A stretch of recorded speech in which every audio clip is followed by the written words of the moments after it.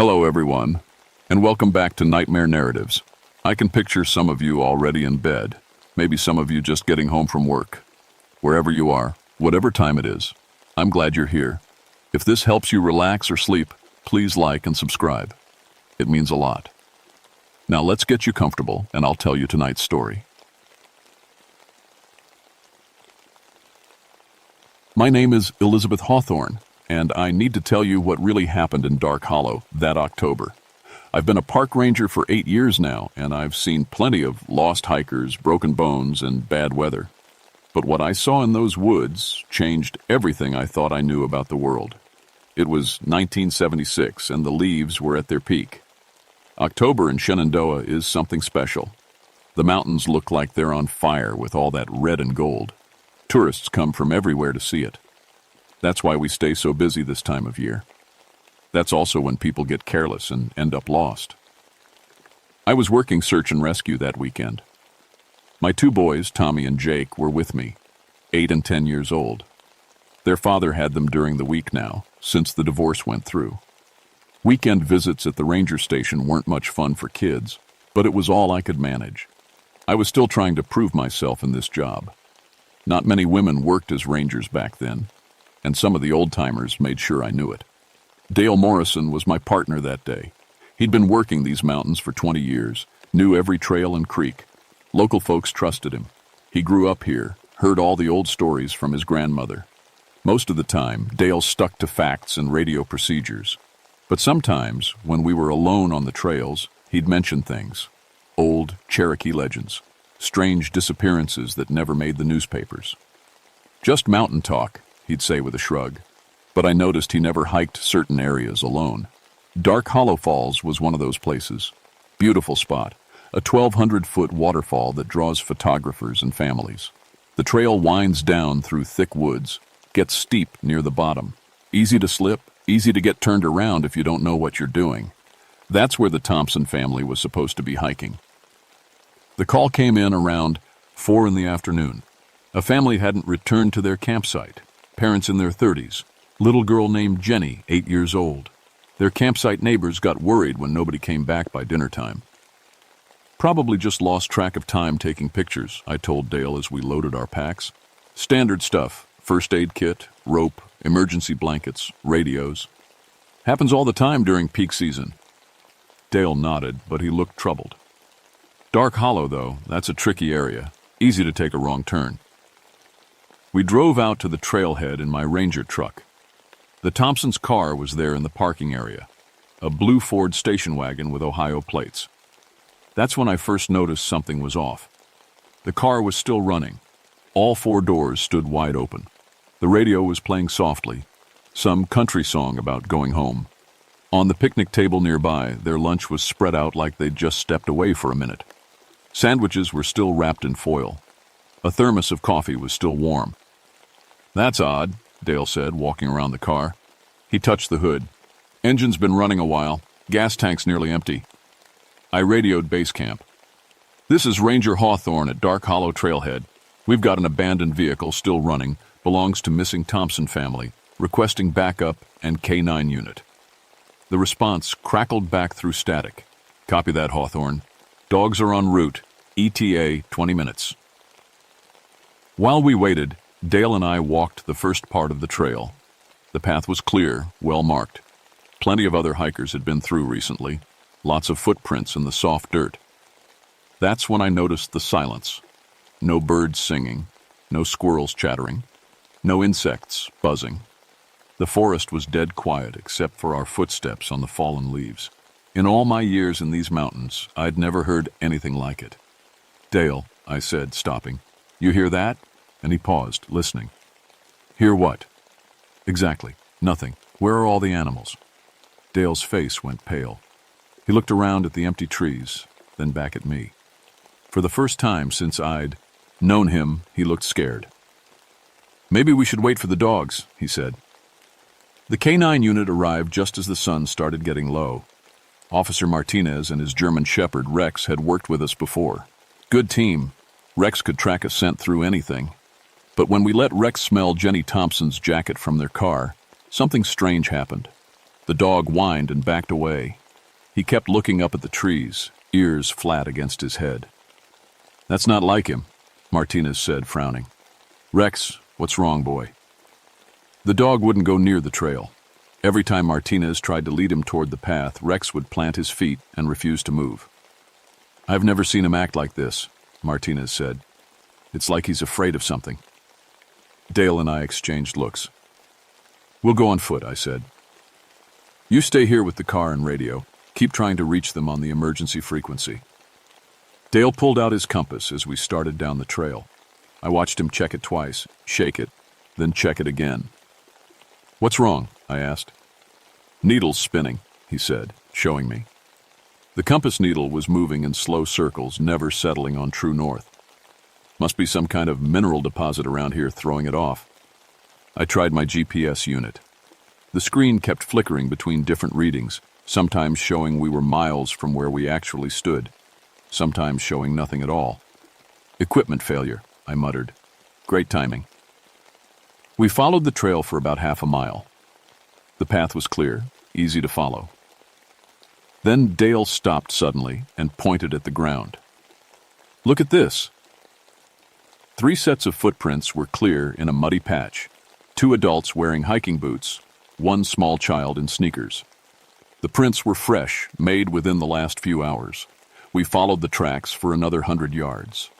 Then something impossible happened. The child's footprints just stopped. Not like she stepped off the trail or onto rocks. The prints just ended in the middle of the path, as if Jenny Thompson had vanished into thin air. "That's not possible," I said, kneeling down to look closer. The adult prints kept going, but the child's tracks ended mid-step. Her left foot had made a clear impression. Where her right foot should have landed, there was nothing but smooth dirt. Dale was looking around nervously. "Maybe she climbed on her father's back." I studied the adult prints. They didn't get any deeper, like they would if someone was carrying extra weight. And they were still evenly spaced, not the shorter, more careful steps you'd take with a child on your shoulders. "Dale," I said quietly, "this doesn't make sense." That's when we heard the voices, children laughing, high, clear voices echoing through the trees, but the sound seemed to come from everywhere at once, above us, behind us, all around us. "Hello?" I called out. "Jenny, can you hear me?" The laughter stopped instantly. Then, after a moment of dead silence, we heard a little girl's voice calling, "Mommy? Daddy? Where are you?" It was coming from somewhere ahead of us, down toward the falls. "Jenny," I shouted, "stay where you are. We're coming to get you." Dale grabbed my arm. "Elizabeth, wait." "What?"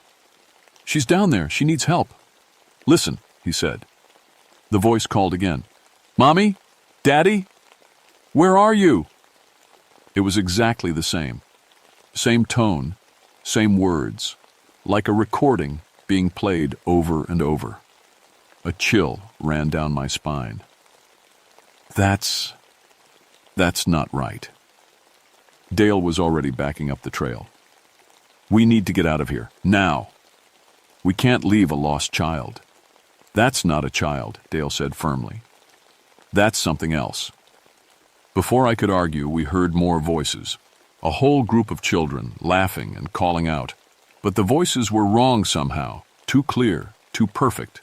And they were, coming from impossible places, some from high up in the trees, others from beneath the ground. My radio crackled to life. Martinez's voice came through, filled with static. "Ranger, Hawthorne, do you copy?" I grabbed the radio. "This is Hawthorne. We're about a mile down the trail. We can hear what sounds like children, but..." The radio cut out with a burst of noise. When it cleared up, I could hear something else mixed in with the static. Children singing. A lullaby in a language I didn't recognize. "Dale, we need to find those parents. They might be hurt."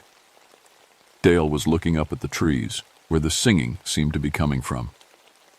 "The Cherokee have stories about this place," he said quietly. "My grandmother told me. Children who went missing during the Trail of Tears. She said they never left." "That's just old stories." "Is it?" Dale pointed at the footprints that ended in empty air. "You got a better explanation for this?" The singing got louder. More voices joined in. It was beautiful and terrifying at the same time. We found the Thompson parents 20 minutes later at the base of the waterfall. They were lying side by side on the rocks, both looking up at the sky.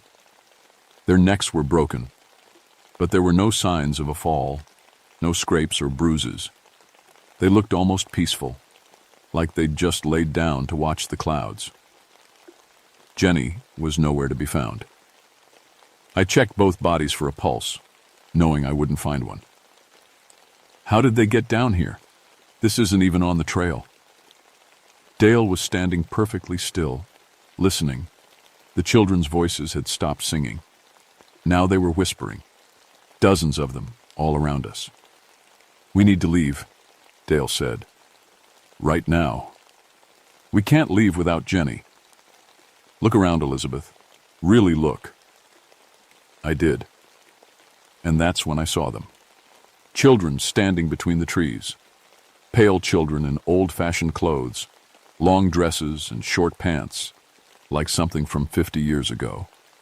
They stood perfectly still, watching us.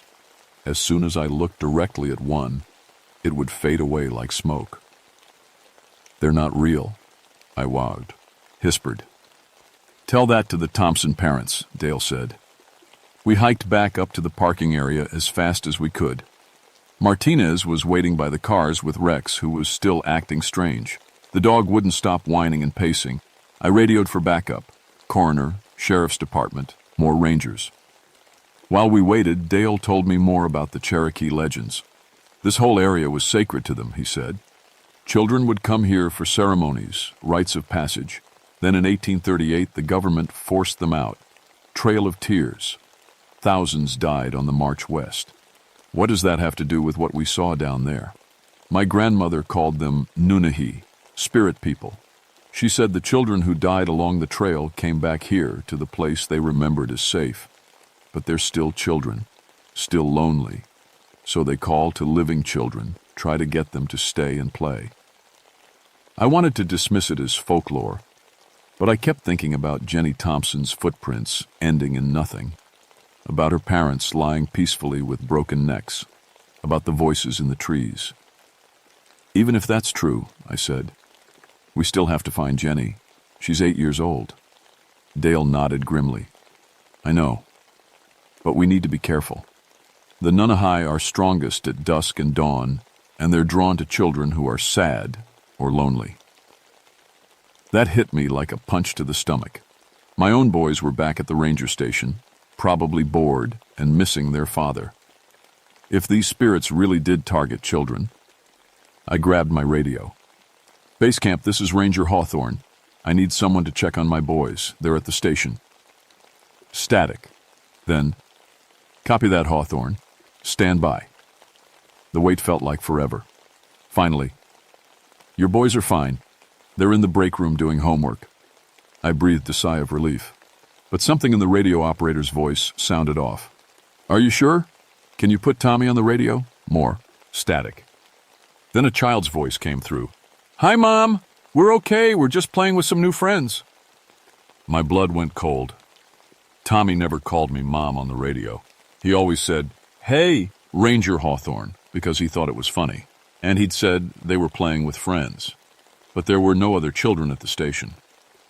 "Martinez," I said urgently, "I need you to drive back to base camp. Now, check on my boys." "What about the search?" "Just go." Martinez loaded Rex into his truck and drove off. Dale and I stood alone in the parking lot as darkness started falling. "They're after your children now," Dale said quietly. "That's impossible. They're miles away. Distance doesn't matter to spirits. Your boys heard the calling just like Jenny did. That's why they think they're playing with friends." I tried the radio again, but got nothing but static mixed with children's laughter. "We have to go back," I said. "Get my truck, drive to the station. It might be too late. If the Nunahi have called them..." "Don't say that." I was already heading for my truck. "I won't lose my children." Dale caught up with me. "If we're going to do this, we need help, real help." "What kind of help?" "There's an old Cherokee man, John Crowfeather. Lives about 10 miles from here. His grandfather was a medicine man. He might know how to deal with this. I wanted to argue, to stick with regular procedures. But regular procedures don't work when children's footprints vanish into thin air. Fine, I said. But we make it fast. John Crowfeather lived in a small cabin off a dirt road. He was probably 80 years old with long white hair and hands like old leather. When we explained what was happening, he just nodded like he'd been expecting us. The hungry children, he said simply. They wake up when the leaves turn, looking for playmates. Can you stop them? I asked. Cannot stop them, can only bargain with them. He went into his cabin and came back with a small leather pouch.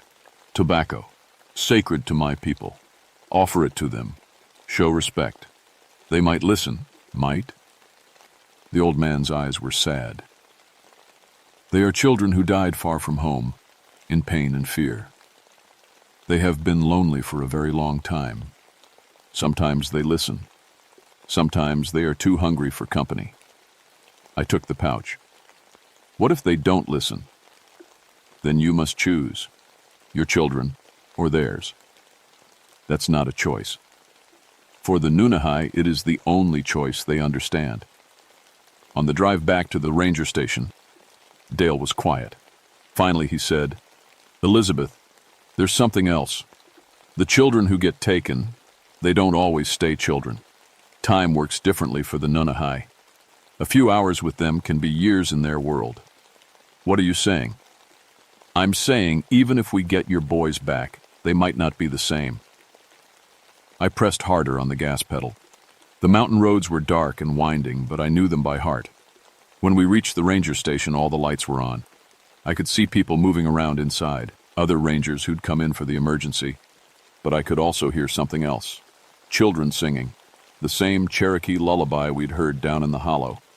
I ran into the station with Dale right behind me. 3 other rangers were standing in the main room looking confused and worried. Where are my boys? I demanded.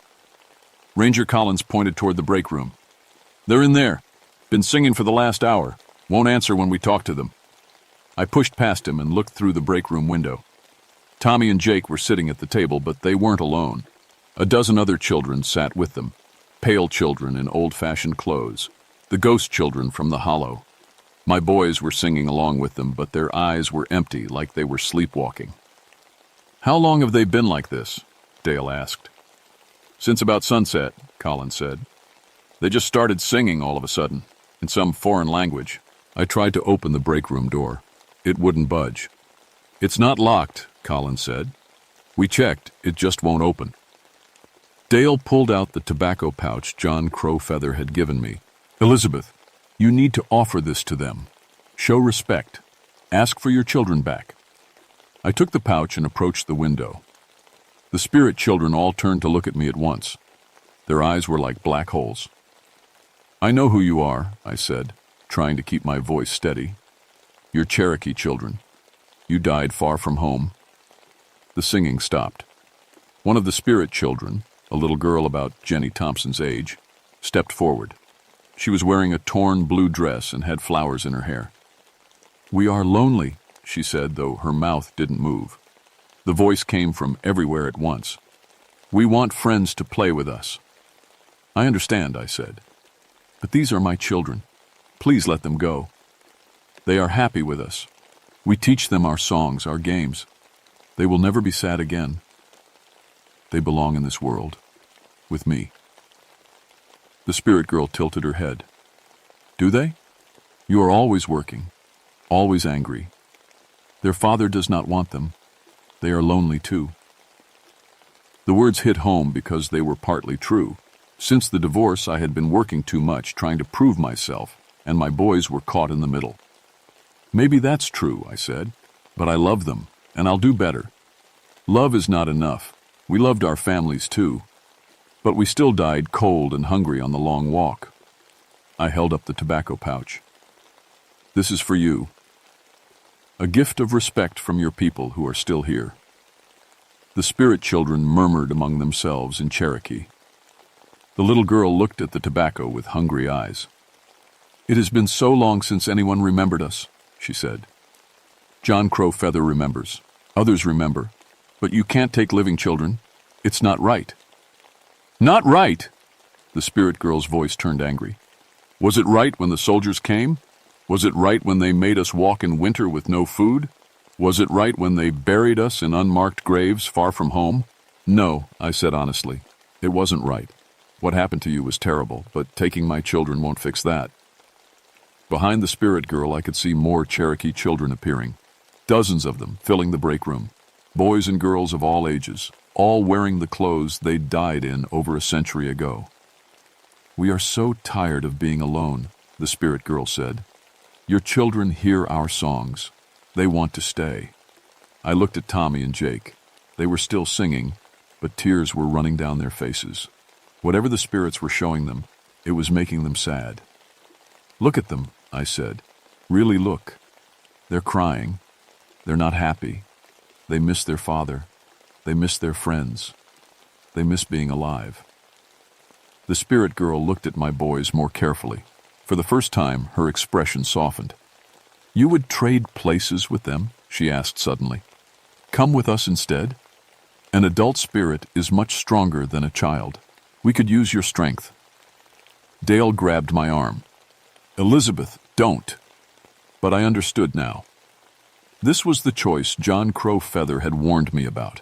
My children or theirs, my life or my boys' lives. Yes, I said. I'll come with you. But you have to promise to let all the living children go. Not just mine. Jenny Thompson, too. All of them. The spirit children whispered among themselves again. Finally, the little girl nodded. We accept your trade. One strong spirit for all the living children. Wait, Dale said. He stepped forward. Take me instead. I'm older. I know these mountains better. I'll be more useful to you. The spirit girl studied him. You are not Cherokee. No, but I've lived here all my life. My grandmother told me your stories. I've always respected your people. Dale? No, I said. You have family too. My kids are grown, he said quietly. Your boys need their mother. The spirit girl looked back and forth between you. So finally, she said, the old man who gave you tobacco, he taught you both respect. Very well, we will take the older ranger. But the mother must promise to honor our memory, tell others about us. Make sure we are not forgotten again. I wanted to argue, to find another way, but I could see Dale had made up his mind. I promise, I said. Dale smiled sadly. Take care of those boys, Elizabeth. And remember, some places in these mountains are sacred. Keep them that way. The spirit girl touched Dale's hand. Instantly, he began to fade, becoming transparent like the ghost children. Tell my family I'm sorry, he said. Then he was gone. The break room door swung open. My boys stumbled out, confused and scared. The spirit children had vanished, but I could still hear their voices fading into the distance, singing their Cherokee lullaby. Tommy and Jake ran to me, and I held them tight. Mom, Tommy said in a small voice. We had the strangest dream. They found Jenny Thompson 3 days later, walking out of the woods near Dark Hollow. She was alive and unharmed, but something had changed. She spoke fluent Cherokee now, though she'd never heard the language before. And she drew pictures, dozens of them, all showing the same thing. Cherokee children holding hands in a circle, dancing around a fire. The official report said the Thompson parents died from a hiking accident, hypothermia and disorientation from being lost overnight. Then a fatal fall. The investigators found no evidence of anything supernatural. They never found Dale's body. I requested a transfer to desk duty after that. Couldn't handle being out in the woods anymore, especially around Dark Hollow. Some of the other rangers thought I'd lost my nerve after losing my partner. Maybe they were right. But I kept my promise to the spirit children. I talked to local schools about Cherokee history. I made sure Dark Hollow was closed to hikers during peak season, October through November, when the Nunahai are strongest. The official reason was dangerous trail conditions, but the real reason was to protect other families from what happened to the Thompsons. My boys recovered mostly. They don't remember much about that night, just strange dreams about playing with other children and learning old songs. But sometimes, especially in autumn, I catch them humming Cherokee melodies they shouldn't know. Jenny Thompson's parents took her to specialists, trying to understand how she'd learned a new language overnight. The doctors had theories about trauma and memory, but none of them could explain how an 8-year-old from Ohio could suddenly speak better Cherokee than most native speakers. John Crowfeather died the following spring. At his funeral, people said they heard children singing in the woods nearby, Cherokee voices welcoming him home. I still work for the Park Service, but now I focus on cultural preservation and education, making sure people understand that these mountains hold more than just scenic views. They hold the memories of the people who lived here first, including the children who never made it home. Every October, when the leaves turn and the tourists come to see the colors, I think about Dale, about his choice to trade his life for children he'd never met, about the Cherokee children who are still out there, still lonely, still calling to anyone who will listen. And sometimes, late at night when the wind blows through the trees just right, I swear I can hear them singing. Dark Hollow is still closed during autumn months. The signs say it's for visitor safety, and that's partly true. But the real reason is simpler. Some places are sacred. Some stories need to be remembered, and some spirits should be left in peace.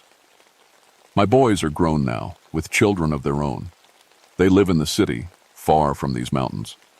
But last October, my grandson came to visit. He's 8 years old, about the same age Tommy was that night. On his second day here, I caught him humming a Cherokee lullaby. He said he learned it from some kids he met in his dreams. I think it's time to have a talk with John Crowfeather's grandson, because the Nunahai are still out there, still calling to lonely children. And autumn is coming again. The hungry children are waking up.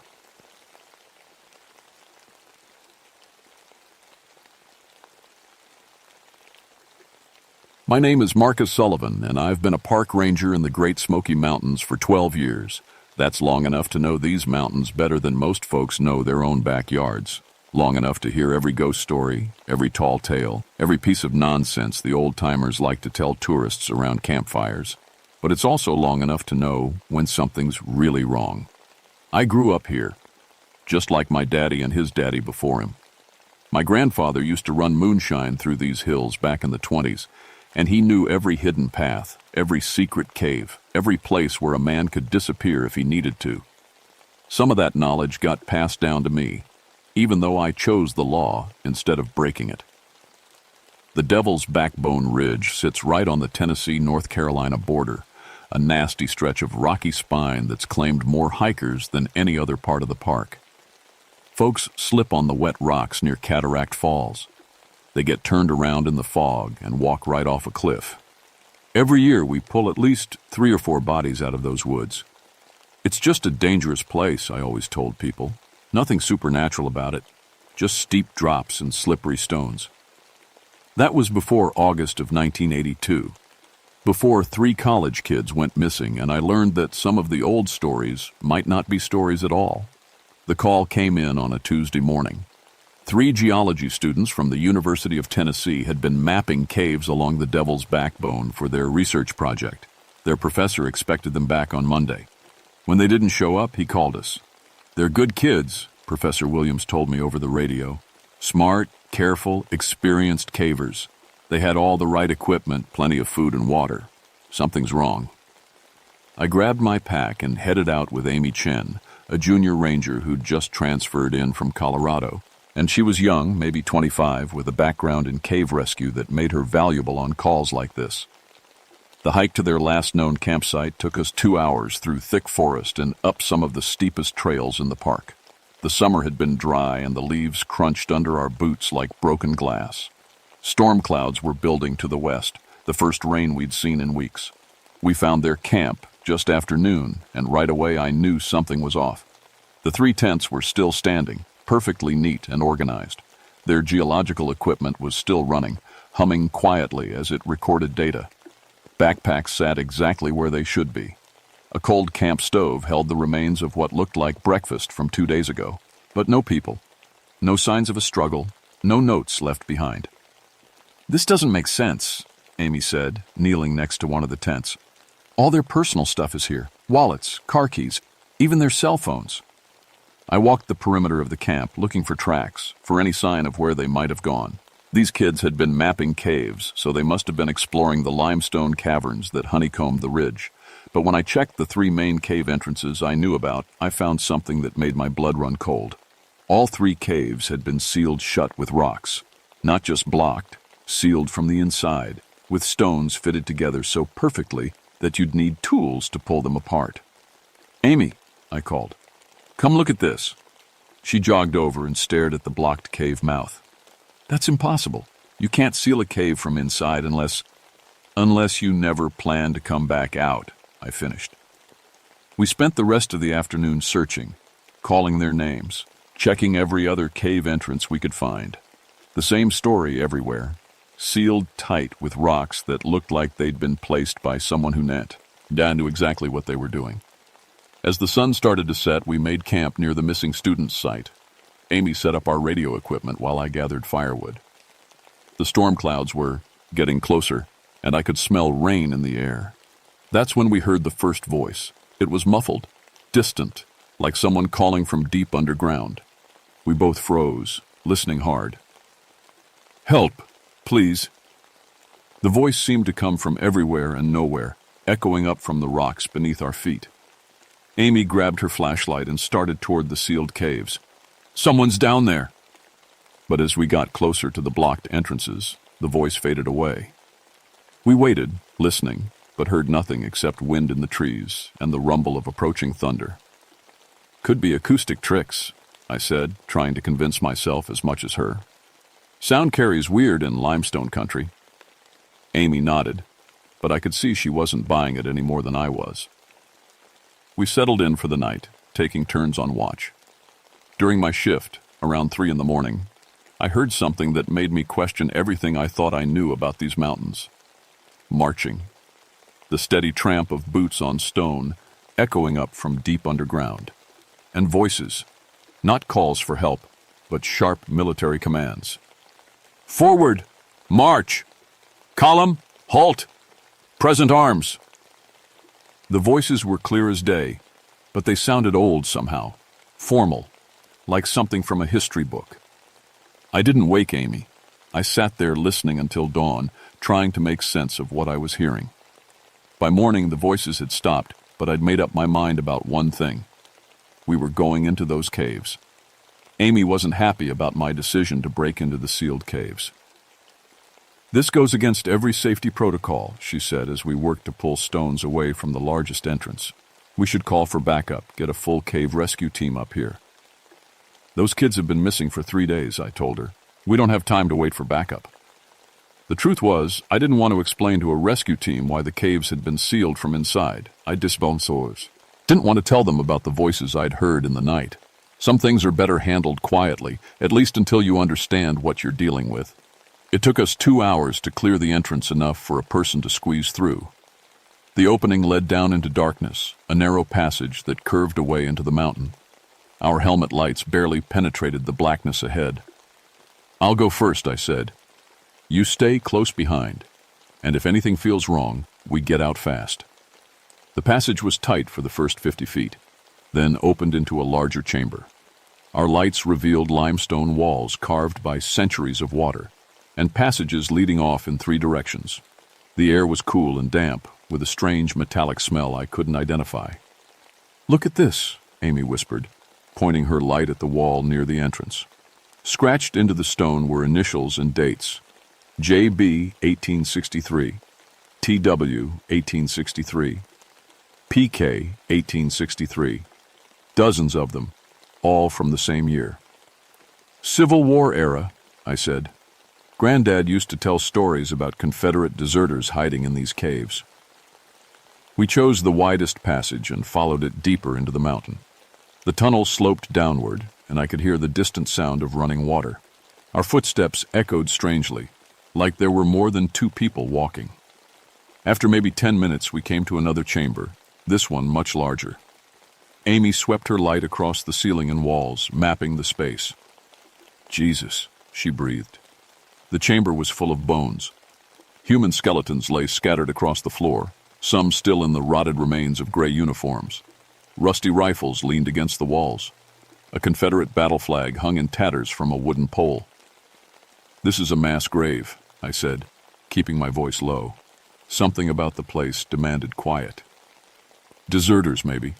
Someone executed them down here." Amy was examining one of the skeletons near the far wall. "Marcus, look at this skull. Bullet hole right through the back. These men were shot execution style." I played my light over more of the remains. Same story everywhere. Bullet, holes in skulls, bones scattered like the bodies had been left where they fell. 40, maybe 50 dead men. "We need to document this," Amy said, pulling out her camera. "This is a significant historical find." But as she raised the camera, we both heard something that made us freeze. Footsteps. Heavy boots on stone, coming from the passage we'd just used. "Someone followed us down," Amy whispered. The footsteps were getting closer, echoing through the tunnels with a steady military rhythm. Left, right, perfectly timed, like a soldier on parade. I drew my service weapon and moved toward the chamber entrance, Amy right behind me. Our lights probed the darkness of the approaching tunnel. The footsteps stopped. We waited, hardly breathing, but heard nothing. No voices, no movement, just the distant drip of water somewhere in the darkness. "Hello?" I called out. "Park Service, identify yourself." My voice echoed through the caves and faded to silence. No answer. "Maybe it was just echoes," Amy suggested, but her voice shook a little. We waited another few minutes, then decided to continue deeper into the cave system. The passage on the far side of the bone chamber led to a series of smaller rooms, each one carved with more initials and dates from 1863. In the third room, we found the missing students. They were huddled together in a corner, and for a moment I thought they were just sleeping. Then Amy's light hit their faces, and I saw the truth. All three had been shot through the head with what looked like musket balls. Large, round holes punched through their skulls, just like the Civil War skeletons in the other chamber. But these kids had been dead for maybe 2 days. The blood was still fresh. "That's impossible," Amy whispered. "Nobody uses muskets anymore. How could—" A voice cut through the darkness behind us, cold and commanding. "You are trespassing on a military burial ground." We spun around, lights dancing wildly. A figure stood in the passage we'd just come through, tall, wearing a gray Confederate uniform that looked like it had just been pressed. His face was pale as bone, and his eyes were holes of absolute darkness. "I am Colonel Joshua Gray, 1st Tennessee Infantry," the figure said. "These men died as cowards and deserters. Their bones are under my protection." Amy's camera flashed as she took a picture. The figure didn't show up in the bright light. For a split second, we saw nothing but empty tunnel. Then the darkness returned, and he was there again. "You will leave this place immediately," Colonel Gray said, "or you will join them." He raised something in his right hand, an old percussion rifle, the kind that fired musket balls. We ran. Racing through the tunnels, our lights bouncing crazily off the walls, we could hear him behind us. Not running, marching with that same steady military pace, but somehow keeping up with our panic-driven sprint. "Left, right, his voice echoed after us. "Company, forward march!" We made it back to the main chamber where we'd found the Civil War skeletons. But Colonel Gray was waiting for us, not behind us anymore, ahead of us, standing among the bones of his executed men like he'd never moved at all. "You cannot leave," he said calmly. "You have seen too much. You know where they are buried." Amy grabbed my arm. "The other passage," she whispered. "The one we didn't take." We backed away from Gray toward the tunnel entrance, but he raised his rifle and pointed it directly at my chest. "I have been carrying out my orders for 119 years, he said. "Deserters will be executed. Those who aid deserters will be executed. Those who disturb the execution ground will be executed." The rifle fired with a boom that shook the entire chateau. Sergeant Ember, I dove sideways, pulling Amy with me, and the musket ball shattered limestone where my head had been a second before. We scrambled into the side passage as Gray began reloading his weapon with practiced efficiency. The tunnel was smaller than the others, barely wide enough for one person. We crawled on hands and knees, rocks scraping our backs. Behind us, I could hear Gray's voice. "Corporal Adams, seal the main entrance. Private Walsh, guard the eastern tunnel. No one escapes a military execution." Other voices answered him. Dead voices from the bone chamber. "Yes, sir." "Understood, sir." "Orders received." The tunnel opened into another chamber, this one with 3 passages leading off in different directions. Amy chose the middle one without hesitation, and we found ourselves crawling through an even tighter space. "There has to be another way out," she panted. "Caves this big always have multiple entrances." "Not if Gray's men are sealing them all," I said.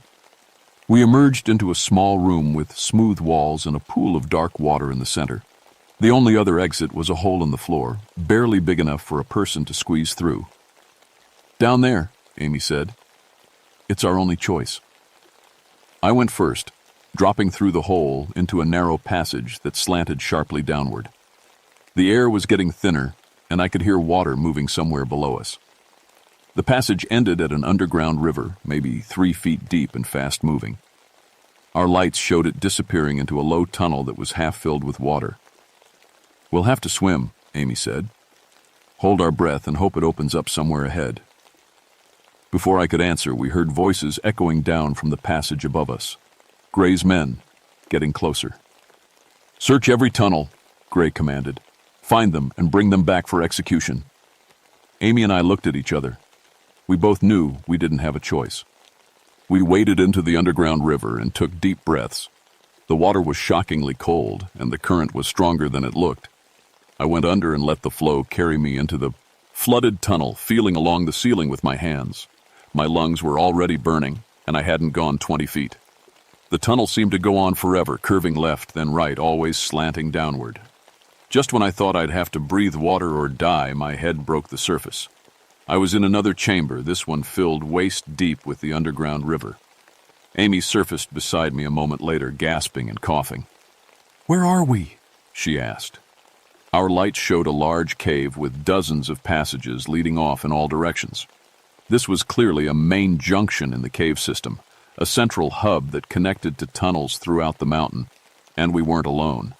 Confederate soldiers stood guard at every tunnel entrance. Some wore the same gray uniforms as Gray. Others were in the ragged clothes of deserters. All of them were pale as corpses, with those same black holes for eyes. "Colonel Gray will be pleased," one of them said. "Fresh deserters for execution." They moved toward us through the water, not walking but gliding, their feet barely touching the rocky bottom. I counted at least 20 of them, maybe more in the shadows. "We're not deserters," I said, raising my hands. "We're park rangers. We're just looking for missing people." "Everyone says that," another ghost soldier replied, "right before we shoot them." Amy suddenly grabbed my arm and pointed upward. "Look!" Above our heads, carved into the chamber ceiling, were names and dates. But these weren't from 1863. They were recent. Mike Torres, 1978. Sarah Jenkins, 1980. Bobby Clark, 1981. Every hiker who'd gone missing on Devil's Backbone in the last 10 years. They'd all ended up here, in Gray's execution chamber. "You see," one of the soldiers said, "we have been busy. Colonel Gray maintains discipline, even in death." The ghost soldiers were almost within reach now, raising their rifles. Could see musket balls loaded in the barrels, somehow solid and real, despite everything else being supernatural. That's when Amy did something I'll never forget. She stepped in front of me and addressed the lead soldier directly. "I challenge Colonel Gray's authority," she said in a clear, strong voice. "I demand to speak with your commanding officer." The soldiers stopped moving. They looked at each other uncertainly. "Military protocol," Amy continued. "Any civilian has the right to address charges before a military tribunal. I invoke that right." I stared at her. Where was she getting this from? "The colonel will decide," the lead soldier said finally. He raised a ghostly bugle to his lips and blew 3 sharp notes that echoed throughout the cave system. Within minutes, Colonel Gray appeared, marching down one of the side tunnels with perfect military bearing. His boots splashed through the water without making a sound. "Who dares challenge my authority?" he demanded. Amy stepped forward. "I do. Ranger Amy Chen, United States Park Service. You are operating outside your jurisdiction, Colonel. This is federal land, not Confederate territory." Gray's eyes, those black holes in his pale face, fixed on her with terrible intensity. "I carry out orders given to me by General Braxton Bragg in 1863, he said. "Deserters will be executed. My orders have not been countermanded." "Your war ended in 1865, Amy replied. "Your general is dead. Your Confederacy is gone. You have no authority here." For a moment, I thought she'd convinced him. Gray's expression seemed uncertain, almost confused. Then his face hardened again. "I know what I am," he said. "I know my duty. You will be executed at dawn." He turned to his men. "Put them in the deserters' hole. Standard execution tomorrow, sunrise." The deserters' hole was exactly what it sounded like. A pit carved into the cave floor, about 8 feet deep and 6 feet across. They threw us down there and posted guards at the rim. "Brilliant strategy," I told Amy as we sat in the muddy bottom. "Really worked out, Sal." "I bought us time," she said. "And I learned something important. He's not just a ghost. He's stuck in 1863. He doesn't understand that his war is over." I looked up at the ghost soldiers standing guard above us.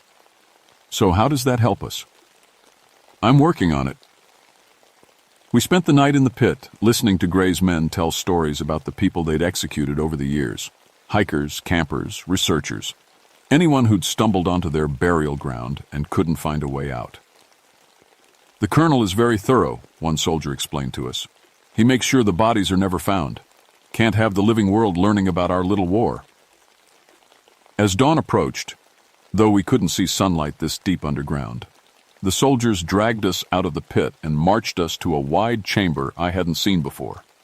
This one had smooth walls and a level floor, a perfect execution ground. Colonel Gray stood at the far end with his rifle at ready arms. 20 ghost soldiers formed a firing line, their muskets aimed at our chests. "Any last words?" Gray asked formally. Amy stepped forward again. "Colonel, before you carry out this execution, I have information about your men." Gray's expression didn't change, but he lowered his rifle slightly. "Speak." "Your soldiers weren't deserters," Amy said. "They were heroes." The ghost soldiers stirred restlessly. Even Gray seemed taken aback. "Explain yourself," he demanded. Amy pointed to the bone chamber we'd seen earlier. "Those men didn't run from battle, Colonel. They ran from you. You were executing your own soldiers for refusing illegal orders." "That is a lie." "Check your own records," Amy continued. 1863, 1st Tennessee Infantry. You were ordered to execute Confederate deserters, but you started killing anyone who questioned your methods. Your own men turned against you because you'd become a war criminal." Gray's pale face twisted with rage. "I followed orders. I maintained discipline." "You became a monster," Amy said quietly, "and your own soldiers died trying to stop you." For a moment, the chamber was completely silent. Then Gray raised his rifle and aimed it directly at Amy's heart. "Execute the prisoners!" he screamed. 20 muskets fired at once, but instead of hitting us, the musket balls struck Colonel Gray. His own men had turned their weapons on him, just like they had 119 years ago. Gray staggered backward, looking down at the holes in his gray uniform. You cannot. I am your commanding officer." "Not anymore," said the soldier who'd been guarding us. His voice sounded different now, warmer, more human. "We remember now. We remember what you really were." Gray fell to his knees, then collapsed forward onto the stone floor. His body began to fade, becoming transparent, then nothing at all.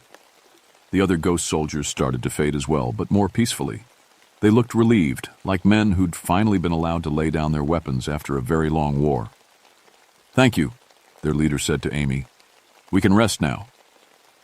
And then we were alone in the darkness. The way out was easier than I'd expected. With Gray gone, the sealed cave entrances opened by themselves. We found our way back to the surface just as the sun was coming up over the Devil's Backbone Ridge. Amy was quiet during the hike back to our vehicles.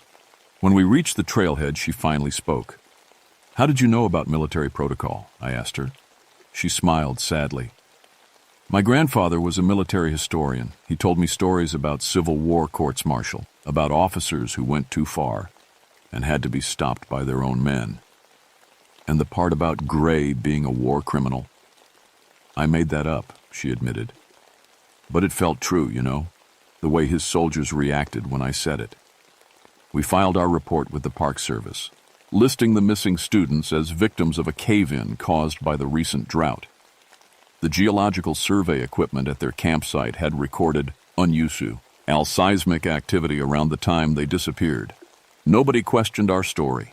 Nobody wanted to dig too deep into what had happened in those caves. That was 40 years ago, and I'm an old man now.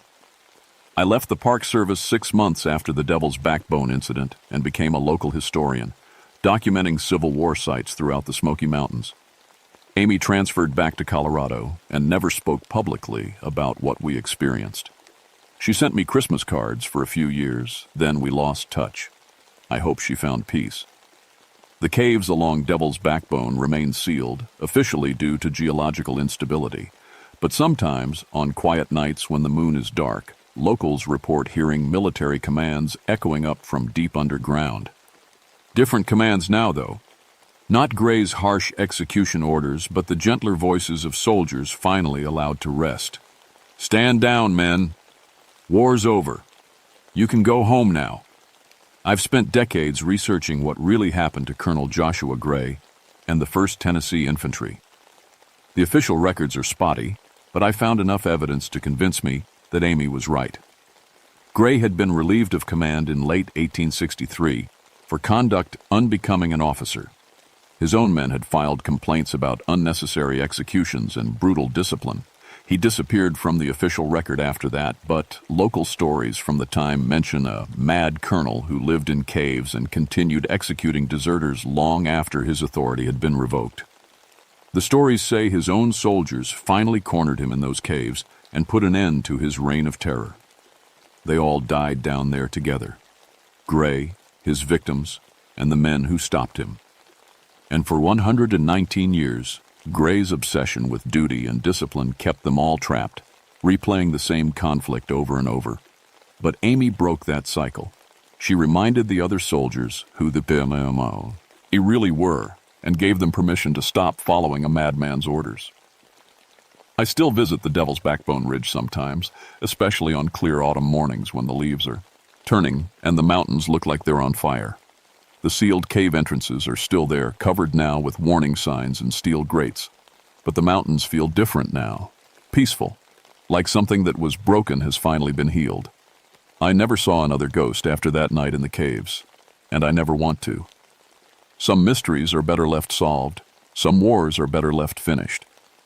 The Devil's Backbone got its name from all the good people who died on that ridge over the years.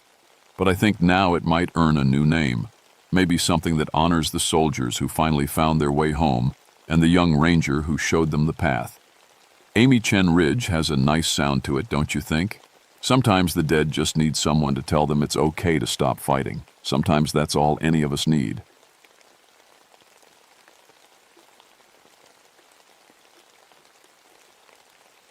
My name is Rebecca Stone, and I've been a park ranger for 10 years. I work in the Daniel Boone National Forest in Kentucky, where my job is to protect old historical sites from people who want to damage them or build on them. I have a degree in anthropology, which means I study how people lived long ago. Most folks think my work is boring, but I love it. These old places have stories to tell.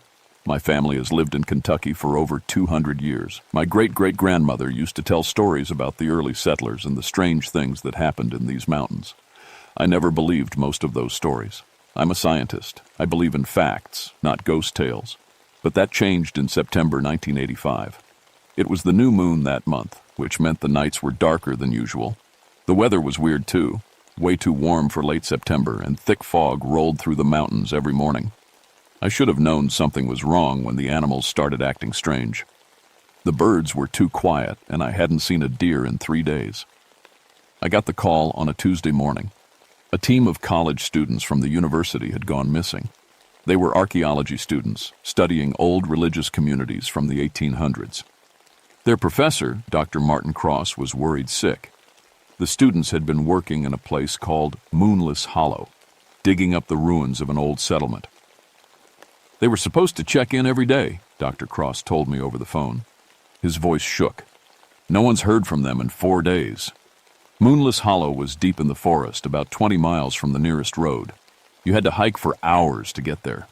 The place had a dark history. Back in 1847, a religious group had built a small town there. They called themselves the Children of the Final Dawn. 47 people lived there, men, women, and children. Then one day, they all disappeared. Every single person. No bodies were ever found.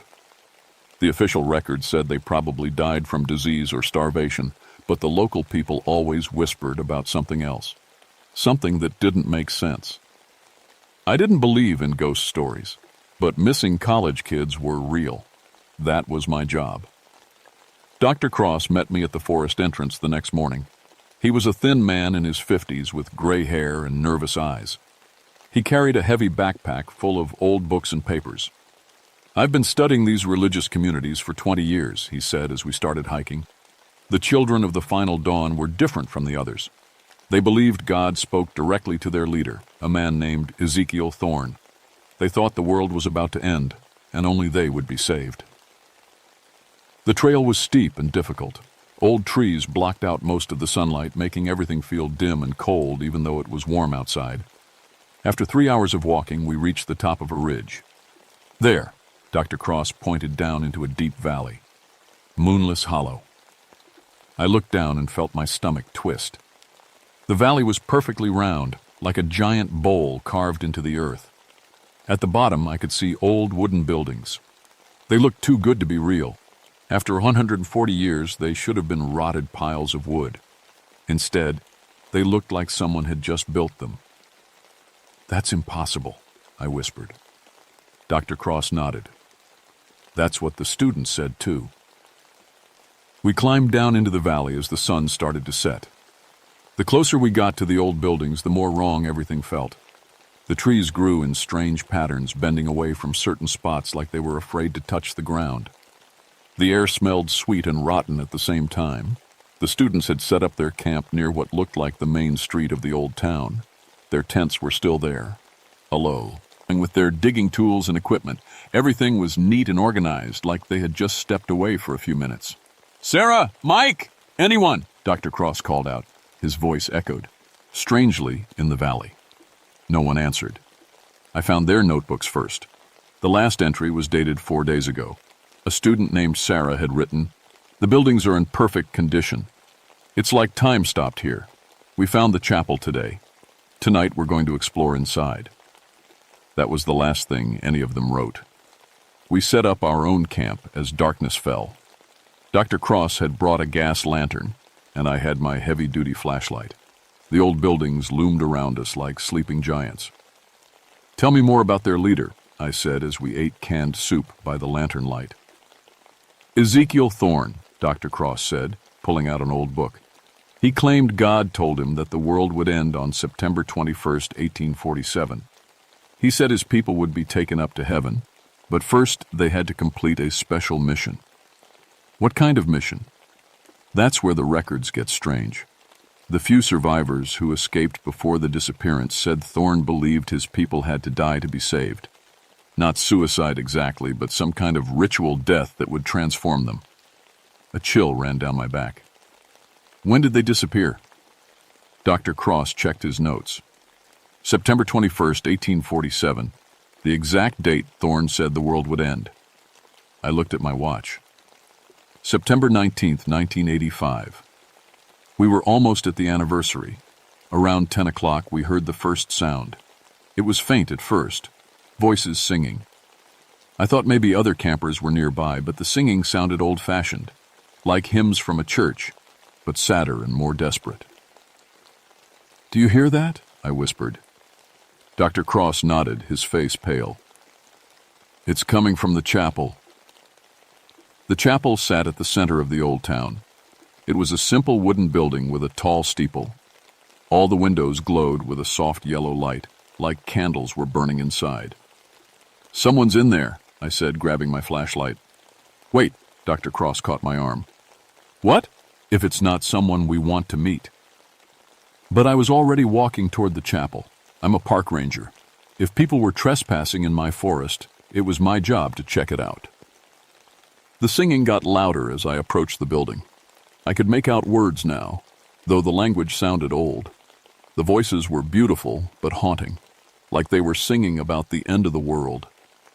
I reached the chapel door and pressed my ear against the wood. At least 20 people were singing inside, maybe more. Their voices rose and fell together in perfect harmony. I tried the door handle. It turned easily. The singing stopped. Every voice went quiet at the exact same moment. The sudden silence was worse than any scream. I pushed the door open and shined my flashlight inside. The chapel was empty. Not just empty. It looked like no one had been there for 100 years. Dust covered the wooden pews. Spider webs hung from the ceiling. The windows were dark and broken. But I could smell candle wax in the air, still warm. I backed away from the chapel, my heart pounding. Dr. Cross was waiting for me by our camp, his face white with fear. "What did you see?" he asked. "Nothing," I said, but something was definitely there. We didn't sleep much that night. Every few hours we heard sounds from the old buildings, footsteps on wooden floors, doors creaking open and closed, voices whispering in the darkness.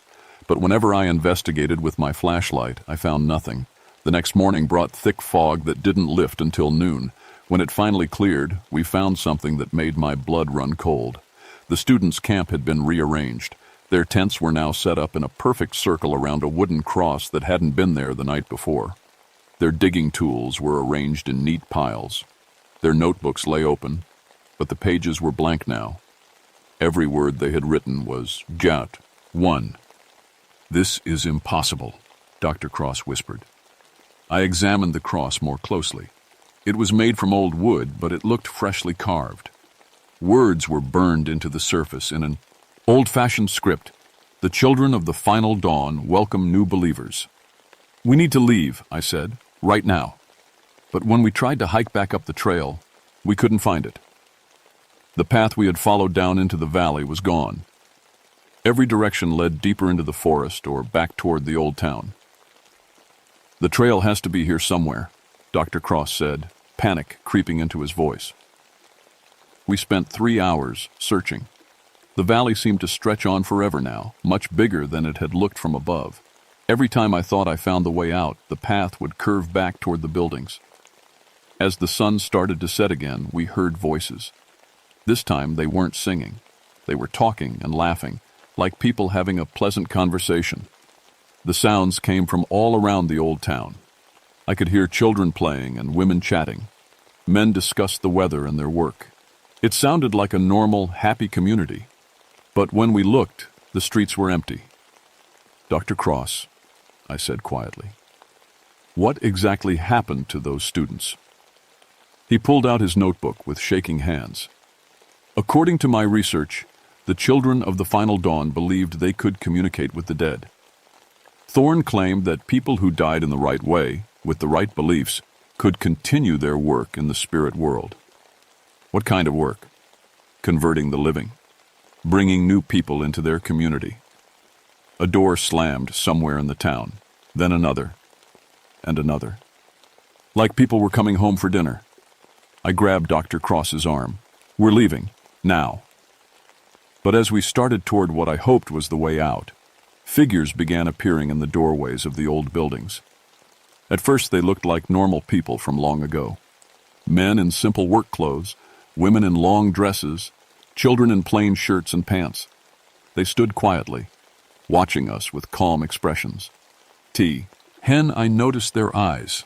They were completely black. Not just the pupils. The entire eye was black, like looking into deep holes. "Welcome, friends," one of them said. It was a tall man with a gray beard. He wore a black coat, like a preacher. "We have been waiting for you." "Ezekiel Thorne," Dr. Cross whispered. The man smiled. "Dr. Cross, your students spoke of you often. They were eager to share their knowledge of our community." "Where are they?" I demanded. Thorne gestured toward the chapel. Through the windows, I could see figures moving inside.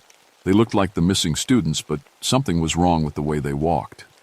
Too stiff, too slow. "They are learning," Thorne said. "As you will learn.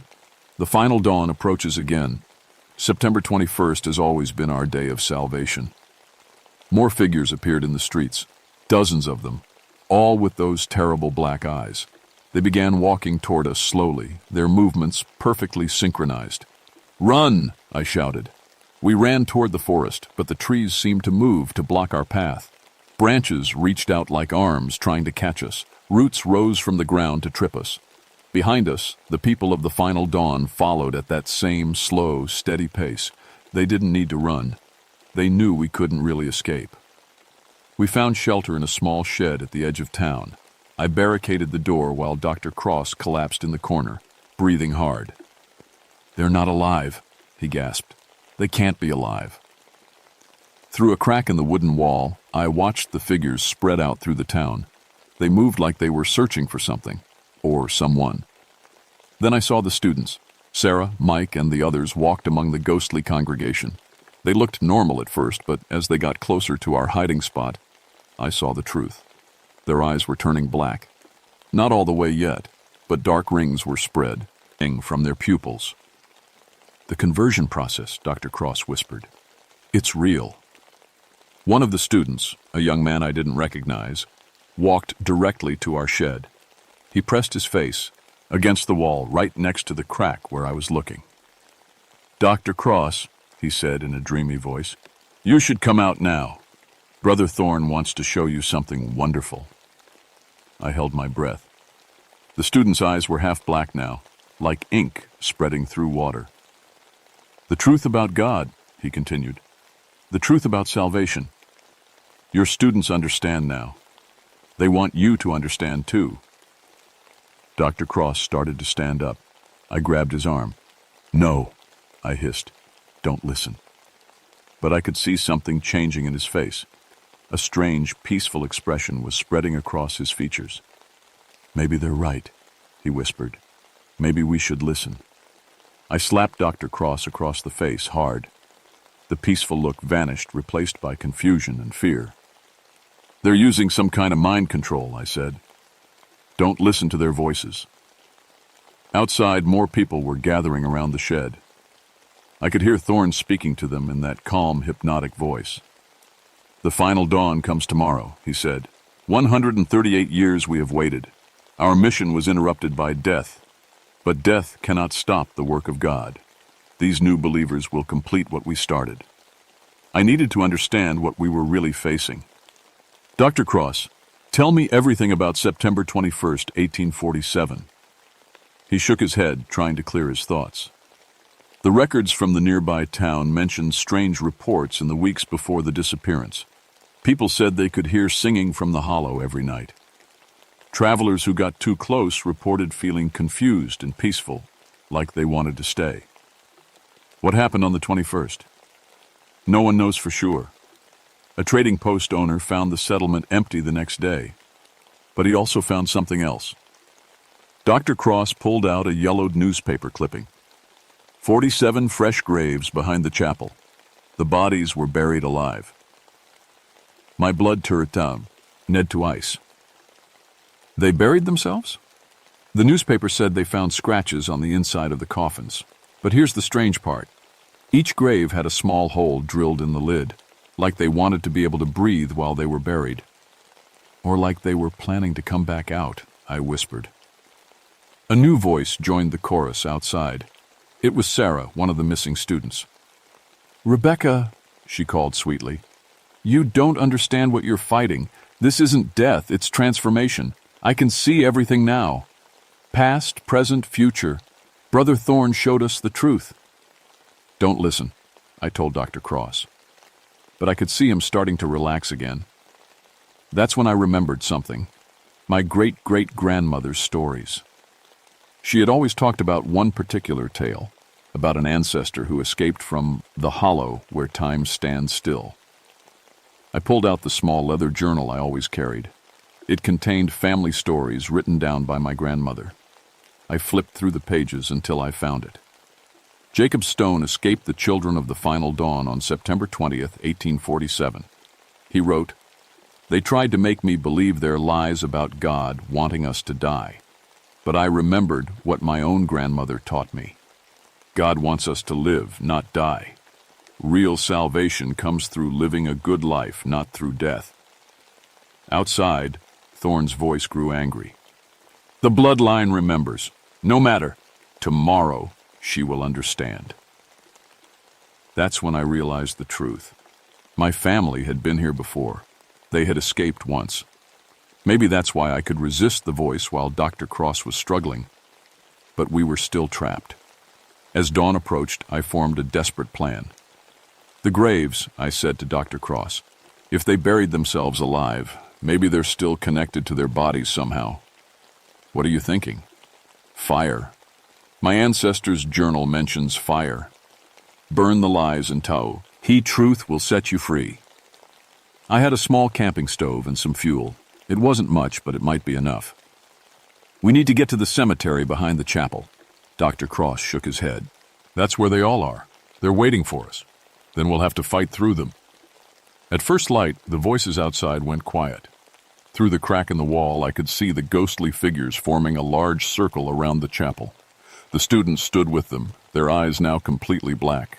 This was our only chance. I kicked open the shed door and ran toward the chapel.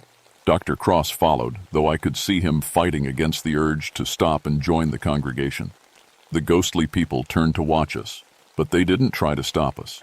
They just smiled those peaceful, terrible smiles. Behind the chapel, I found the cemetery.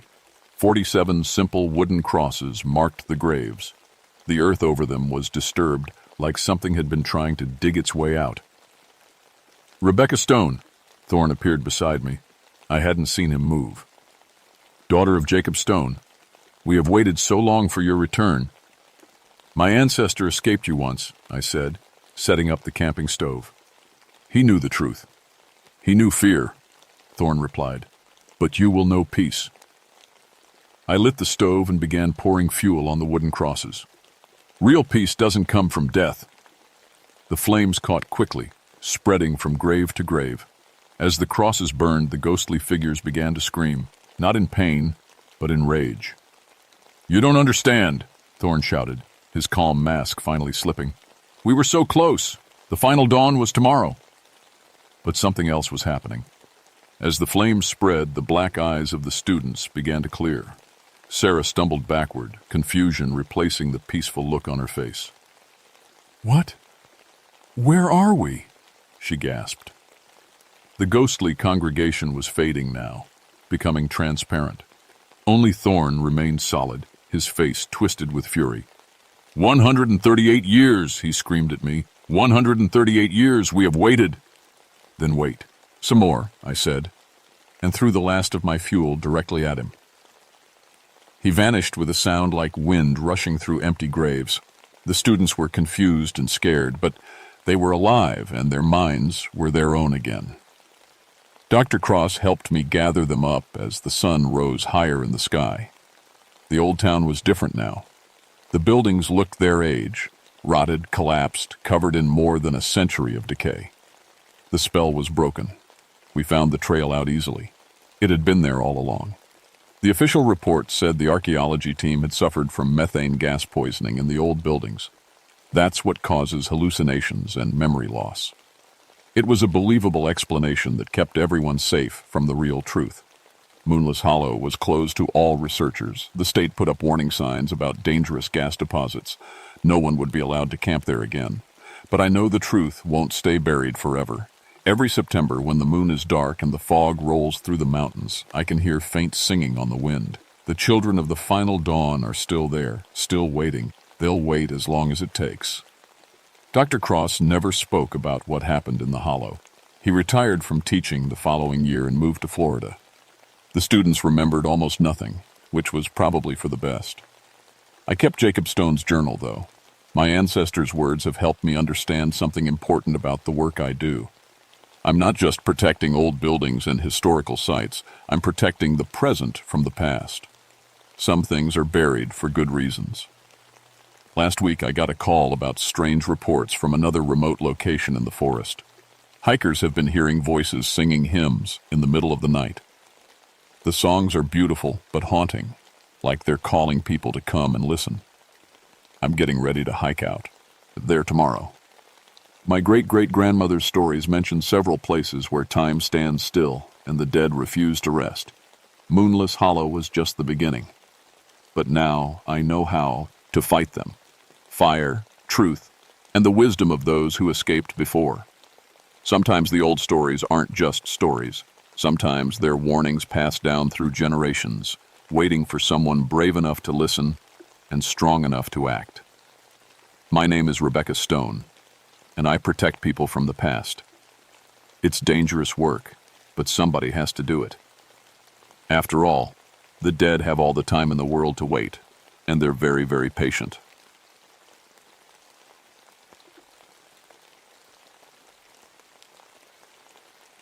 My name is David Murphy, and I've been a park ranger for 14 years. People think my job is all about helping lost hikers and checking camping permits, but the truth is, I spend most of my time making sure the trails and bridges don't kill anyone. I have an engineering degree, and that's why they put me in charge of all the structures in Allegheny National Forest. The bridge over Kinzua Creek Gorge was built back in the 1920s. It's nothing fancy, just steel beams and wooden planks stretching across a 200-foot drop. Most visitors don't even notice it, but I know every bolt and board on that thing. I have to inspect it every year before summer hiking season starts. That June morning in 1988, I drove my truck down the dirt road to the bridge. The creek was running high from all the spring rain we'd had. You could hear the water rushing far below, echoing up through the gorge like it was trapped down there. I grabbed my clipboard and toolkit from the passenger seat. The air felt heavy, like it does before a storm, even though the sky was clear. Something made me stop and look around before I stepped onto the bridge. The woods were too quiet. Even the birds had stopped singing. I've always been a practical man. My dad taught me that if you can't measure it or fix it, it probably isn't worth worrying about. But standing there that morning, I felt something I couldn't measure. A cold spot right in my chest, like someone had pressed an ice cube against my heart. The bridge looked the same as always, steel painted green, wood planks weathered gray. I walked to the middle and looked down. The creek was brown with runoff, moving fast and angry. White foam swirled around the rocks way down at the bottom. I started my usual routine, checking each support beam for rust or cracks. Everything looked good. The bolts were tight, the wood wasn't rotting, but as I worked, I kept hearing something weird. At first I thought it was just the wind or the water, but it sounded almost like voices. I stopped working and listened hard. There it was again, faint but clear. It sounded like people calling out, like they needed help. But when I looked around, I was completely alone. "Just the bridge," I said out loud. My voice sounded strange in the quiet air. Old bridges make all kinds of noises. I'd heard about this before. The locals called it the Screaming Bridge, said you could hear voices coming from the gorge. I always figured it was just the way sound bounced around down there. Steel and stone can play tricks on your ears. But as I kept working, the voices got clearer. And that's when I realized something that made my blood turn cold. One of those voices was calling my name. I tried to focus on my work, but the voices kept getting stronger. They weren't random sounds anymore. They were definitely human voices, and they were scared. Really scared. "David, help us! We can't get out!" I dropped my wrench. It clattered on the bridge boards and fell through a gap, disappearing into the gorge below. I never heard it hit bottom. "Hello?" I called out. "Is someone down there? Are you hurt?" My voice echoed back from the rocks, but no one answered. The The calling had stopped the moment I spoke. I walked to the edge of the bridge and looked down. The gorge was deep and full of shadows, even in the bright morning sun. If someone had fallen down there, I might not be able to see them from up here. But how would they know my name? I went back to my truck and got my radio. Base, this is Murphy at the Kinzua Bridge. I'm getting reports of people in distress down in the gorge. I need backup for a possible rescue. Static crackled for a few seconds. Then Sally's voice came through from the ranger station. David, we haven't had any missing person reports. Are you sure about this? I wasn't sure about anything anymore. I'm hearing voices, Sally. Multiple people calling for help. They sound trapped. Could be hikers who went off trail, she said. I'll send Tom out with the rescue gear. ETA about 30 minutes. I clicked off the radio and walked back to the bridge. This time I brought my flashlight, even though it was broad daylight. I shined it down into the shadows, moving the beam back and forth across the rocks and water. Nothing. No people, no camping gear, no sign anyone had ever been down there. But as I stood there, the voices started again. This time they were much clearer, like someone had turned up the volume. David, please, the water's too high. We're trapped. We can't swim. Help us, David. Don't leave us here. My hands started shaking. The voices were coming from directly below me, but my flashlight showed nothing but empty rocks and rushing water. I could hear at least 4 different people, men, women, maybe even a child. And then I heard something that nearly made me fall off the bridge. David, it's Uncle Thomas. I know you can hear us. Please help. Uncle Thomas. My great-uncle Thomas Murphy, who had died before I was even born. My dad used to tell me stories about him, how he'd tried to cross this very creek during a flood back in 1919. He'd been with his wife and 3 kids, trying to get to town when his youngest got sick. The old ferry was gone, washed out by the storm. Thomas thought they could make it across on foot. None of them did. All 5 bodies were found a week later, miles downstream. That's why they built the bridge, so no one else would drown trying to cross Kinzua Creek. This isn't real, I said out loud, but my voice was shaking now. Dead people don't talk. It's just the water and the wind and...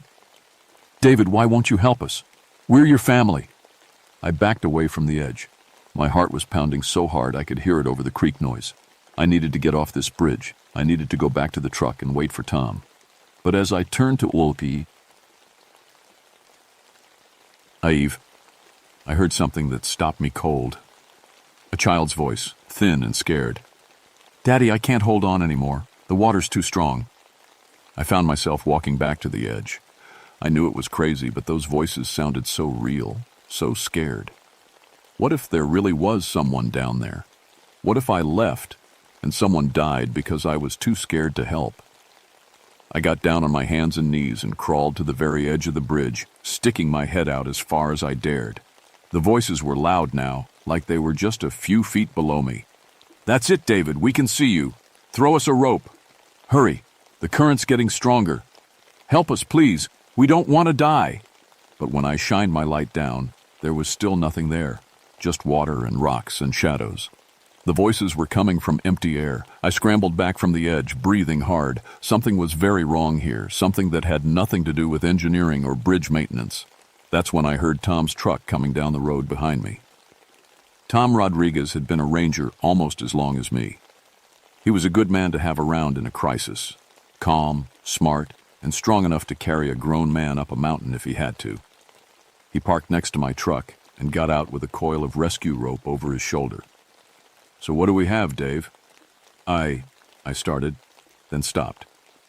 How do you tell your partner you're hearing dead relatives? I keep hearing people calling for help from the gorge, but I can't see anyone down there. Tom walked to the edge and looked down. Sound can be tricky in a place like this, he said. All those rocks and that running water, it bounces around, makes echoes. Could be hikers a mile away and it sounds like they're right below us. He was probably right. That's what I wanted to believe anyway. But then the voices started up again, just as Tom was leaning over the rail. Please, Samo, help us. We're drowning. Tom jerked back like he'd been slapped. His face went white. Jesus, Dave, there's definitely someone down there. You hear them too? Clear as day, sounds Like a whole family. He unslung the rope. I'm going down. Tom, wait. I grabbed his arm. There's something weird about this. I've been hearing these voices for over an hour, but I can't see anyone. And they know things they shouldn't know. What do you mean? Before I could answer, a woman's voice rose up from the gorge. Tom Rodriguez. Thank God you're here. Your daughter Maria. She's worried about you. She says you didn't call last night. Tom dropped the rope. His face went from white to gray. How do they know about Maria? She lives in Pittsburgh. I was supposed to call her last night, but I forgot. Tom, we need to get out of here. Now! But he wasn't listening. He was staring down into the gorge with a strange look on his face. Maria worries about me working alone out here, he said quietly. I promised I'd call every night when I'm on duty. Tom, look at me. I stepped between him and the edge. There's no one down there. I've been looking for an hour with a flashlight. There's nothing but rocks and water. But I can hear them so clearly. He tried to step around me, but I blocked him. That's the problem. We shouldn't be able to hear them this clearly if they're really down there. Think about it, Tom. The acoustics are all wrong. The voices started getting louder, more desperate. Tom, don't listen to him. He's trying to stop you from saving us. Your daughter needs you to be a hero, Tom. We're going to die if you don't help us right now. Tom's eyes were getting glassy, like he was in a trance. They're right, Dave. Maria always says she's proud that her dad saves people. I can't just stand here. He pushed past me toward the edge. I tackled him, and we both went down hard on the bridge boards. Tom was stronger than me, but I had desperation on my side. Tom, listen to me. These aren't real people. Get off me, Dave. You're drowning. We wrestled for a few seconds, but Tom was fighting to get to the edge, and I was fighting to save his life. That made me stronger. I managed to pin him down. Tom, I need you to think. These voices, they know things about us. Personal things. Dead people things. That seemed to get through to him. He stopped struggling and looked at me. What are you talking about? One of them claimed to be my great-uncle Thomas. He died in 1919, Tom, 70 years ago. He drowned right here in this creek with his whole family. Tom's eyes started to clear.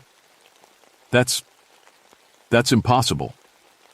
The bridge, Tom, it's doing something to the sound, making us hear things that aren't there, or, I swallowed hard, making us hear things that shouldn't be there. We helped each other up. The voices were still calling, but they sounded different now. Angry. David Murphy, you coward. Just like your father, he never helped anyone either. Tom Rodriguez, your daughter will be ashamed of you. You let innocent people die. We'll tell everyone what kind of men you really are. Tom shook his head like he was trying to clear water out of his ears. This is crazy, Dave. Bridges don't make people hear dead voices. Then you tell me what's happening here. Before he could answer, we heard another truck coming down the road. But this one sounded different. Older, rougher. The engine was knocking like it was about to die. We looked toward the road, but we couldn't see anything through the trees yet. The truck sound got closer, then stopped. We heard a door slam. Footsteps crunched on the gravel, coming toward us. Slow, heavy footsteps. Dave? Tom? You boys having trouble with the bridge? I knew that voice. It was Harold Jennings, the maintenance supervisor. But Harold had died 3 days ago. They found him at the bottom of the gorge, right below this bridge. The funeral was yesterday. The footsteps were getting closer. Harold Jennings walked out of the tree line like he'd just finished a normal day's work. He looked exactly the same. Gray hair, flannel shirt, works, boots. Except his clothes were soaking wet, and there were dark stains that might have been blood. Harold, Tom whispered. But we were at your funeral yesterday. Harold smiled, but it wasn't a happy smile. Water dripped from his hair and clothes, forming puddles on the bridge boards. Funeral? Hell, Tom, I've been working. Same job I've had for 25 years. Maintaining this bridge. I could barely speak. Harold, you're dead. You jumped from this bridge 3 days ago. Jumped? Harold laughed, and the sound echoed strangely in the gorge. I didn't jump, Dave. I went down to help them, same as you're going to do. The voices from below started up again, but now I could see something in Harold's eyes. The same glassy look Tom had gotten, the same look I'd probably had myself. Harold, who told you to go down there? The family, of course. They've been calling for help for 70 years. Someone has to answer eventually. He pointed toward the edge. They're still down there, Dave. Still drowning. Still needing help. I looked at Tom. He was backing away from Harold, and I could see the fear in his eyes. At least he was thinking clearly now. Harold, show us where they are, I said. Show us exactly where you see them. Harold walked to the edge of the bridge and pointed down. Right there. Thomas Murphy and his wife and 3 kids have been trapped in the current since 1919. The water's too strong for them to get out. I walked up beside him, keeping my distance. When I looked down, I saw the same thing I'd been seeing all morning. Empty water and rocks. But Harold was pointing and waving like he could see people. They're right there, Dave. Can't you see them? No, Harold, because they're not there. They drowned 70 years ago. Their bodies were found downstream. Harold turned to look at me, and I saw something terrible in his eyes. They weren't really his eyes anymore. They were older, darker, full of water. Bodies? Harold said. But his voice sounded different now, like multiple people talking at once. We're not bodies, Dave. We're family. Your family. And family helps family. The voice that came out of Harold's mouth was my great-uncle Thomas's voice, the same voice I'd been hearing from the gorge. I stumbled backward. Tom, we need to leave. Right now. But Tom was staring at Harold with that glassy look again. Harold's right, Dave. We can't just leave them down there. Tom, that's not Harold anymore. Look at his eyes. Tom looked, and I saw him shudder. But the voices from below were getting stronger, and I could see Tom starting to waver. Tom Rodriguez, the Harold thing said in that multiple voice. Your daughter Maria. She's going to be so disappointed when she finds out you let children drown. That's not fair, Tom said weakly. Life's not fair, Tom. But death is different. Death is forever, unless someone helps. I grabbed Tom's arm and started pulling him toward the trucks. We're leaving. Now. But the Harold thing moved to block our path. Up close, I could see that the water dripping from his clothes wasn't clear. It was dark, like creek water full of mud and debris. You can't leave, Dave. You're a Murphy. This is Murphy family business. The Murphy family business ended in 1919 when they all drowned. No, the thing said. And now I could hear the woman's voice and the children's voices mixed in with Thomas and Harold. It ends when someone comes down to help us, when someone finally answers our call. I looked around desperately. We were trapped on the bridge between the Harold thing and a 200-foot drop. Our trucks were behind the thing, and there was no other way off the bridge. That's when I remembered something from the old stories my dad had told me. Thomas Murphy had been alone when he tried to cross the creek. His brother had been with him, my great-grandfather, but my great-grandfather had refused to go into the water. He'd said the current was too strong, that they should wait for the flood to go down. Thomas had called him a coward and gone into the water anyway. All 5 of them drowned, and my great-grandfather never forgave himself. You want to know why I won't help you? I said to the thing. Because my great-grandfather was right. The water was too strong. You died because you were too stubborn to listen to good advice. The thing that looked like Harold snarled, and water poured out of its mouth. Your family has owed us for 70 years, David Murphy. Today you pay. It lunged at me, but I was ready. I sidestepped and shoved it toward the edge of the bridge. The thing stumbled but didn't fall. Tom, the trucks! Go! Tom snapped out of his trance and ran for his truck. I was right behind him, but the Harold thing grabbed my ankle. Its hand felt like ice water and old bones. I kicked hard and felt my boot connect with something soft. The thing let go with a scream that sounded like rushing water and drowning voices all mixed together. We made it to Tom's truck and jumped in. Tom had the engine started before I even got my door closed. As we drove away, I looked back at the bridge. The Herald thing was standing at the edge, pointing down at the gorge. Even from a distance, I could hear the voices calling after us. Cowards, just like all the Murphys. You'll be back. Family always comes back. We drove straight to the ranger station and told Sally everything. She looked at us like we'd lost our minds, but she made the calls anyway. The bridge was closed to the public while a team of engineers came in to do a full structural analysis. What they found was interesting. The bridge's design created what they called an acoustic resonance chamber. The shape of the gorge, combined with the bridge's steel beams and the way the water flowed below, made a perfect ecosystem. Sounds could bounce around down there for a long time before they faded away. But that didn't explain how we'd heard voices that knew personal things about us. It didn't explain Harold coming back from the dead. It didn't explain why 7 maintenance workers had jumped from that bridge over the past 70 years. The official report said the bridge was structurally sound, but recommended installing sound barriers to reduce the acoustic effects. They put up signs warning hikers about the possibility of hearing phantom voices due to natural sound distortion. I requested a transfer to a different section of the forest. Tom did the same. We never talked about what really happened that day, but sometimes I'd catch him looking at me with a question in his eyes. The same question I was asking myself. What if we'd stayed on that bridge longer? What if we'd kept listening to those voices? Would we have joined Harold at the bottom of the gorge? I still work for the Park Service, but now I stick to fire towers and hiking trails. I never go near bridges anymore, especially old ones. And I never work alone. Because sometimes, late at night when I'm doing paperwork, I can still hear them calling. Not from the bridge, that's 100 miles away now. But somehow the voices found a way to follow me. David, they whisper when the office gets quiet. You still owe us. Family always pays its debts.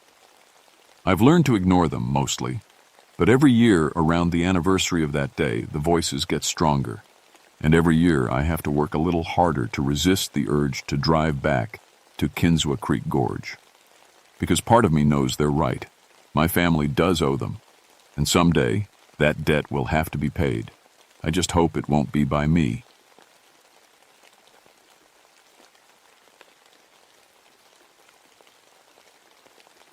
My name is Margaret Caldwell, and I've been a forest ranger for 16 years.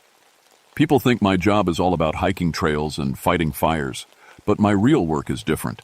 I study old farms that got swallowed up by the forest. It's like being a detective, except I'm looking for clues about families who lived here decades ago. I have a PhD in rural sociology, which sounds fancy, but really just means I love learning about how farm families used to live. These old homesteads tell amazing stories if you know how to read the signs. A rusty plow left in a field, stone walls running through thick woods, sometimes even dishes still sitting on a kitchen table, waiting for a family that's never coming home.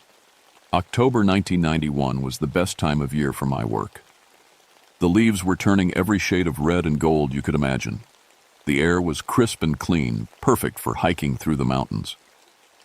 But something felt different that month. The weather was too warm, like summer didn't want to let go. We called it Indian summer. Those last perfect days before winter comes to stay. I was heading to a place called Whitmore Farm, way up in the Green Mountain National Forest in Vermont. The map showed it as nothing but trees now, but I knew better. Hidden under all that forest was a complete 1930s farm, abandoned during the Great Depression. My job was to catalog everything before the Forest Service tore down the old buildings. They were worried about hikers getting hurt if the roofs caved in. The hike took me 3 hours through thick woods. Maple trees dropped their leaves like golden snow as I walked. But as I got closer to where the farm should be, something strange happened. The air got warmer instead of cooler. The leaves on the trees weren't falling, they were just hanging there, perfectly red and orange like someone had painted them that way. Then I saw it, a clearing penned up in front of me, and there was the Whitmore Farm, looking like it had just been abandoned yesterday instead of 57 years ago. The white farmhouse stood straight and tall. The red barn had fresh paint. Fences ran in neat lines around fields that should have been overgrown with forest. But here's what made my skin crawl. There were crops growing in those fields. Corn stood in perfect rows, heavy with ears, ready for harvest. Pumpkins dotted a patch near the house, round and orange and fat. Apple trees hung heavy with fruit that looked good enough to eat. This was impossible. I'd read the files. The Whitmore family had vanished in October 1934, right in the middle of harvest season. The parents, 3 kids, even the grandparents, all gone overnight. The neighbors had come looking when smoke stopped rising from their chimney. They found half-finished meals on the table, clothes hanging on the line, but no people anywhere. I walked to the farmhouse and peered through a window. Inside looked like a museum. Everything was clean and neat, like the family had just stepped out for a minute. A pot sat on the wood stove. Chairs were pulled up to a kitchen table set for 8 people. Even the calendar on the wall was still turned to October 1934. The sun was getting low, painting everything golden. I should have set up my tent and started my documentation work. But something in the air made me nervous. It smelled like wood smoke and apple pie and fresh-cut hay. It smelled like a working farm, not a place that had been empty for over half a century. That's when I heard it, the sound of a cow mooing somewhere behind the barn. I stood frozen by that window for a full minute, listening. The mooing came again, low and patient, like a cow waiting to be milked. But according to every record I'd read, there hadn't been livestock on this farm since 1934. I pulled out my notebook and pen, trying to think like the scientist I was trained to be. Maybe some wild cattle had wandered up from a lower farm. Maybe I was hearing things. The mountains could play tricks with sound. But as I walked around the house, I saw fresh boot prints in the dirt. Man's boots, size 10 or so, with a distinctive wear pattern on the right heel. The prints led from the back door to the barn, then back again. They looked like they'd been made that morning. My heart started beating faster. If someone was living here illegally, I needed to know. Squatters in the national forest were dangerous. They didn't like being found, and they were usually running from something. I followed the boot prints to the barn. The big doors were slightly open, and I could hear movement inside. Soft shuffling sounds, like someone doing chores. I pushed the door open wider and stepped inside. The smell hit me first, hay and grain and that warm, sweet smell of dairy cows. Sunlight streamed through cracks in the boards, lighting up dust motes that danced in the air. And there, in a stall at the far end, stood a Holstein cow, black and white, and very real. "Hello?" I called out. "Is anyone here?" No answer, but the cow turned its head to look at me. Its eyes were strange, too bright, too knowing. It mooed again, then went back to eating hay from a manger that looked freshly filled. I walked deeper into the barn, looking around. Everything was old but perfectly maintained. Hay bales stacked to the roof, tools hanging on pegs, each in its proper place. A milk bucket sitting clean and ready by the cow's stall. That's when I saw the man. He was standing in the shadows near the back wall, wearing overalls and a flannel shirt. A beaten-up felt hat sat on his head. He had his back to me and was doing something with his hands, sharpening a scythe, it looked like. "Excuse me," I said, louder this time. "I'm with the Forest Service. I need to speak with you." He didn't turn around, didn't even seem to hear me, just kept running the whetstone along the curved blade of the scythe in long, ong, steady strokes. Scritch, scritch, scritch. The sound echoed in the quiet barn. I walked closer. "Sir, I'm talking to you." When I was maybe 10 feet away, he finally turned around. "I'm not easy to scare. I've seen bears, wildcats, all kinds of dangerous things in these mountains. But when that man looked at me, I felt ice water run down my spine. His face was wrong. Not deformed or anything like that. Just wrong. Too pale, like he'd never seen sunlight. His eyes were the color of winter sky, washed out and empty. When he smiled at me, his teeth looked gray in the dim light. "Afternoon, miss," he said, tipping his hat. His voice sounded far away, like he was talking from the bottom of a well. "Fine weather we're having for harvest." I tried to speak, but couldn't find my voice. There was something about him that made my brain want to run screaming, even though he seemed friendly enough. "I'm Frank Whitmore," he said, turning back to his scythe. "This here's my farm. Been in the family since 1889. Whitmore, the family that had vanished. But that was impossible. Even if this man had been a baby in 1934, he'd be nearly 60 now. This guy looked maybe 40, 45 at most. "Mr. Whitmore," I managed to say, "I think there's been some confusion. This farm was abandoned in 1934. I'm here from the Forest Service to document the buildings before they're torn down." He stopped sharpening and looked at me again. That empty smile never wavered. 1934? He laughed, but there was no humor in it. "Miss, it's October 1934 right now. We're just getting ready to bring in the last of the harvest before the first frost hits." The air in the barn suddenly felt thick and hard to breathe. I looked around wildly, trying to make sense of what was happening. The cow mooed again, still watching me with those two bright eyes. "I need to go," I said, backing toward the door. "I'll come back tomorrow to start my work." "Oh, but you can't leave now," Frank Whitmore said, still in that friendly, far-away voice. "Martha's got supper almost ready, and we don't get many. Visitors way up here. Besides." He turned around completely now, and I saw something that made my blood freeze. The scythe in his hands wasn't just sharp. It was stained dark along the blade. Dark with something that looked suspiciously like dried blood. "Besides," he continued, "we could really use some help bringing in the harvest. It's been such a good year for crops. Shame to let any of it go to waste." I turned and ran. I didn't stop running until I reached the tree line, my heart pounding so hard I thought it might burst. When I finally caught my breath, I turned to look back at the farm. Everything looked normal from a distance, peaceful even. Smoke was rising from the chimney now, and warm yellow light glowed in the farmhouse windows. If I hadn't just met Frank Whitmore and his bloody scythe, it would have looked like the most welcoming place in the world. I set up my camp in the woods, about a quarter-mile from the farm. As the sun went down, I tried to think rationally about what I'd seen. Maybe the man really was named Whitmore, could be a descendant who'd moved back to the old homestead. Maybe he was just a little odd from living alone in the mountains. And that stain on the scythe could have been anything. Rust, tree sap, anything. But deep down I knew something was very wrong with that place.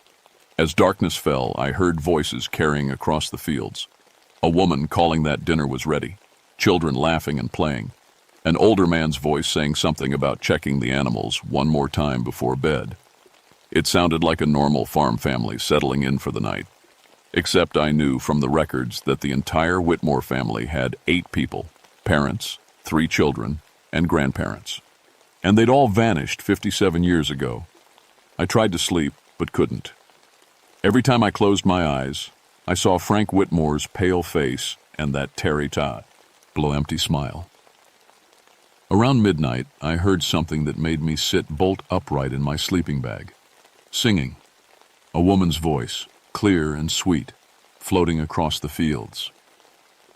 "Bringing in the sheaves, bringing in the sheaves, we shall come rejoicing, bringing in the sheaves." It was an old harvest hymn. My grandmother used to sing it when I was little. But hearing it now, in the middle of the night, from an abandoned farm that shouldn't have anyone living in it, it made my skin crawl. The singing stopped suddenly, leaving only the sound of wind in the trees. Then I heard footsteps. Someone was walking through the woods, coming toward my camp. The footsteps were slow and deliberate, like whoever it was knew exactly where I was hiding. Twigs snapped under their feet, leaves rustled as they brushed against low branches. I grabbed my flashlight but didn't turn it on. Better to stay hidden in the darkness. The footsteps got closer, 50 yards away, 20, 10. Then they stopped, right at the edge of my campsite. I held my breath and waited. After what felt like forever, a voice called out. A woman's voice, kind and motherly. Miss, are you out there? I brought you some fresh apple pie, still warm from the oven." I could smell it now, cinnamon and brown sugar and flaky crust. My stomach growled despite my fear. I hadn't eaten since morning, and that pie smelled incredible. "Don't be afraid, dear," the voice continued. "I'm Martha Whitmore. My husband Frank said you'd stop by the barn this afternoon. We'd love to have you join us for a proper meal." Martha Whitmore, Frank's wife. According to the records, she'd been 28 when the family disappeared. She'd had 3 young children and had been pregnant with a 4th. Against every instinct I had, I turned on my flashlight. A woman stood at the edge of my camp holding a steaming pie in her hands. She looked exactly like you'd expect a 1930s farm wife to look. Simple dress, apron tied around her waist, hair pulled back in a neat bun. She was pretty, with kind eyes and a warm smile. She was also completely see-through. I could see the trees behind her, right through her body. When she moved, she flickered like a candle flame in the wind.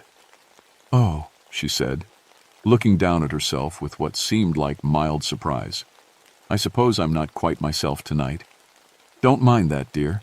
It happens sometimes when I get excited about company." I wanted to scream, I wanted to run. Instead, I found myself staring at the pie in her translucent hands. It looked absolutely real, and it still smelled amazing. "What do you want?" I whispered.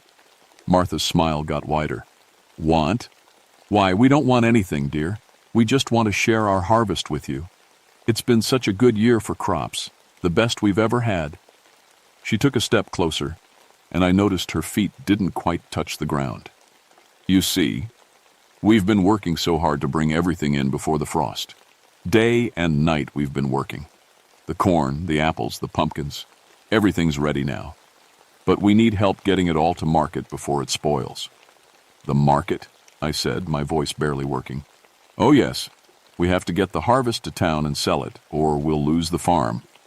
The bankman said if we don't make our payment by November 1st, they'll take everything. We can't let that happen. This farm has been in Frank's family for generations."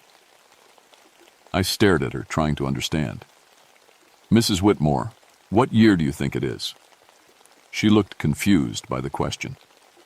"Why, it's 1934, of course. October 1934. We're having the finest harvest in years, but time's running short. Will you help us, dear, please?" The pie in her hands was starting to fade, becoming as transparent as the rest of her. But the smell was still there, still making my mouth water. "I can't help you," I said. "I'm sorry, but I can't." Martha's face changed. The kindness drained out of her eyes, replaced by something desperate and hungry. "But you have to," she said, her voice losing its warm, motherly tone. "You have to help us. We've been waiting so long for someone to come, someone who understands about farms and harvests and growing things." She floated closer, and I could see now that her dress was torn in places. There were dark stains on the fabric that looked suspiciously like blood. "We know who you are, Margaret Caldwell. We know you study old farms. You understand how important this work is. You know that a harvest can't be wasted." How did she know my name? I'd never told Frank who I was. "Please," Martha whispered, reaching out with hands that flickered like smoke. "Help us save our farm. Help us bring in the last harvest." I scrambled out of my sleeping bag and ran again, crashing through the woods in the dark. Behind me, I heard Martha calling, "We'll be waiting, dear. We'll be waiting for you to come home." I spent the rest of the night huddled against a big oak tree, jumping at every sound. When dawn finally came, I hiked down to my truck and drove straight to the nearest library to research the Whitmore family. What I found made everything click into place, and it was worse than I'd imagined. The Whitmores hadn't just vanished in October 1934. They'd been murdered. A neighbor named Henry Cobb had been trying to buy their farm for years, offering far less than it was worth. When the Depression hit and the banks started foreclosure proceedings, Cobb saw his chance. He'd gone to the farm on Halloween night, 1934, intending to intimidate Frank into selling. But something had gone wrong. Maybe Frank had fought back. Maybe Cobb had lost his temper. Either way, by morning, all 8 members of the Whitmore family were dead, buried somewhere on their own land. Cobb had claimed they'd simply abandoned the farm and moved west, like so many other families during the Depression. Since times were hard and people were disappearing all over the country, no one investigated too closely. Cobb eventually bought the farm from the bank for almost nothing, but here's the thing, he'd never been able to live there. Every October, he'd claimed, strange things started happening. Lights in the windows, voices calling across the fields, the sound of farm work being done in the middle of the night. Cobb had sold the farm after just 2 years, and every owner after him had the same problems. Finally, in 1952, the state had bought the land and incorporated it into the national forest. The buildings were supposed to be torn down, but somehow that had never happened. Work crews would start the demolition, then quit after a few days, claiming they felt unwelcome. Now I understood. The Whitmore family was still there, still trying to complete their final harvest. They'd been murdered right before they could save their farm, and their spirits were trapped in that eternal task. But they'd been alone for so long that they'd started to change. The kindness was still there, but it was twisted now, desperate and hungry. They didn't just want help with their harvest. They wanted someone to stay with them forever, to be part of their ghostly farm family. I knew I should have left. Reported back to my supervisor that the site was too dangerous for documentation. Let someone else deal with the Whitmores. Instead, I found myself driving back up the mountain that afternoon. I'm still not sure why I went back. Maybe it was my training as a historian. I needed to understand their story completely. Maybe it was sympathy for a family that had been so brutally wronged. Or maybe the Whitmores were already starting to influence my mind, calling me back to their eternal harvest. The farm looked different in daylight, more real somehow. I could see the whole family working in the fields now. Frank with his scythe, cutting grain that should have been harvested decades ago. Martha hanging laundry that flickered between solid and transparent. 3 children playing in the yard, their laughter echoing strangely in the warm October air. 2 elderly people sitting on the porch, rocking in chairs that creaked with no wind to move them. They all looked up when I walked into the farmyard. Their smiles were so welcoming, so genuinely happy to see me, that for a moment I forgot how terrified I'd been the night before. "Margaret!"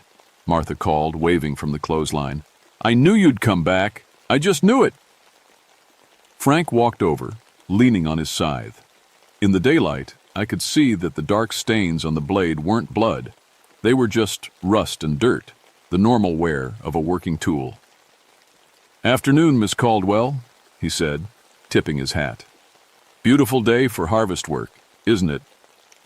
The children ran over to surround me, 2 boys and a girl, all with the same pale skin and 2 bright eyes as their parents. They looked maybe 8, 10, and 12 years old. "Are you going to help us?" the little girl asked, taking my hand in hers. Her fingers felt cold but solid, like touching ice water. "We've got so much work to do," one of the boys added. "The corn needs to come in and the apples need picking, and Grandpa says there's going to be frost soon." I looked around at their faces, all eager and hopeful and desperate. They really believed they could still save their farm. They really thought it was still 1934, and they still had a chance to make their mortgage payment and keep their home. "Listen to me," I said gently. "All of you. I need to tell you something important." Their smiles faded as they heard the sadness in my voice. "You don't need to worry about saving the farm anymore," I continued. "You don't need to bring in the harvest. You've already done enough. You've worked so hard for so many years, but it's time to rest now." Frank shook his head. "But we haven't finished. Look around. There's still so much to do." "Mr. Whitmore," I said, looking directly into his pale eyes, "it's not 1934 anymore. It's 1991. You and your family, you died 57 years ago." The silence that followed was deafening. Even the wind seemed to stop blowing. Then Martha let out a sound that was half laugh, half sob. "That's impossible," she whispered. "We're right here. We're still working. The harvest." "The harvest is finished," I said. "It's been finished for decades. Your farm is part of history now. Your story is being preserved, just like you always wanted." The grandmother on the porch spoke for the first time, her voice ancient and tired. "I knew," she said quietly. "I've known for years that something was wrong. Time felt strange. But we couldn't stop working. We couldn't rest." "You can rest now," I told her. All of you. Your farm will be remembered. Your story will be told. People will know how hard you worked and how much you loved this land. One by one, they began to fade. Not disappearing exactly, but becoming lighter, more transparent, like morning mist burning off in the sun. Will you tell them? Frank asked as he started to fade. Will you tell people about our farm, about how it was when we were alive? I promise, I said. Martha smiled, and for the first time since I'd met her, the desperation was gone from her eyes. Thank you, she whispered. Thank you for understanding. The children waved goodbye as they faded away, and then there was only the grandfather, still sitting in his rocking chair on the porch. Take care of the land, he said, in a voice like wind through dry leaves. It remembers everything, every family that ever worked it, every harvest that ever grew here. Take care of it, and it will take care of you. Then he was gone too, and I was alone in a farmyard that suddenly looked its age, buildings sagging, paint peeling, weeds growing up through the floorboards of the porch. But the feeling of the place had changed. The desperate urgency was gone, replaced by a sense of peace and completion. The Whitmore family had finally been allowed to rest. I spent 2. The next 3 days documenting everything I could about Whitmore Farm. Every building, every piece of equipment, every detail of how the family had lived and worked. I measured rooms and photographed tools and drew maps of fields that were slowly being reclaimed by forest. But I also wrote down their story. The real story, not just the official records. How they'd struggled during the Depression, how they'd fought to save their farm, how they'd been murdered by a greedy neighbor who wanted their land for nothing. When I submitted my report, I recommended that Whitmore Farm be designated as a National Historic Agricultural Site, not just for its buildings and equipment, but for what it represented, the thousands of small family farms that were lost during the Great Depression, and the families who sacrificed everything trying to hold on to their way of life. My supervisor thought I was crazy at first. A ghost story in an official Forest Service report? But the historical documentation was solid, and the site really was a perfectly preserved example of 1930s farming. When the state historians came to evaluate it, they were amazed. The farm is a museum now. Visitors can walk through the house and barn, see how a Depression-era family lived and worked. There's a plaque by the front door that tells the story of Frank and Martha Whitmore and their children, and how they fought to save their farm right up until the end. I go back there every October, partly for my job, but mostly just to visit. The place feels different now, peaceful instead of desperate, welcoming instead of haunting. Sometimes I catch a whiff of apple pie on the wind, or hear children laughing in the distance. But it's not scary anymore. It's like the land remembers being happy, and it wants to share that happiness with visitors. The local schools bring kids there on field trips now. They learn about agriculture, culture and history, and what life was like before modern farming. The children are always fascinated by the old tools and equipment, and they ask a million questions about how people lived, without electricity or running water. I never tell them about the ghosts, but sometimes when the autumn light falls just right across the farmyard, I see a flicker of movement in the windows, a shadow on the porch, the suggestion of someone hanging laundry that isn't really there. The Whitmore family is still there, I think. But they're not trapped anymore. They're not desperately trying to complete an impossible harvest. They're just present. Part of the land they loved so much. Part of the story that continues to unfold in that peaceful valley. My job has changed since then. I still document old farm sites, but now I pay attention to more than just buildings and equipment. I listen for the stories the land wants to tell. I look for signs of the families who poured their hearts and souls into working the soil, raising crops, caring for animals. Because I learned something important from the Whitmores. Every farm has a story, and every farmer leaves something of themselves in the land they work. Most of the time, those traces are subtle, a stone wall built with particular care, a barn positioned to catch the morning sun just right, an orchard planted in rows that spell out a child's name. But sometimes, when the story is powerful enough and the connection to the land runs deep enough, something more remains. something that wants to be remembered and honored and understood. I've found 3 more sites like Whitmore Farm since then, families whose love for their land was so strong that part of them never really left. They're not haunted places. They're blessed places. Sacred places where the bond between people and earth runs deeper than death. And every October, when the leaves turn red and gold and the air smells like wood smoke and apples, I remember Frank Whitmore and his bloody scythe, Martha with her transparent hands, and 3 children who just wanted to heat. LP, their parents, saved the family farm. Their harvest is finally complete. Their story has been told. Their rest has been earned. But the land remembers, and so do I.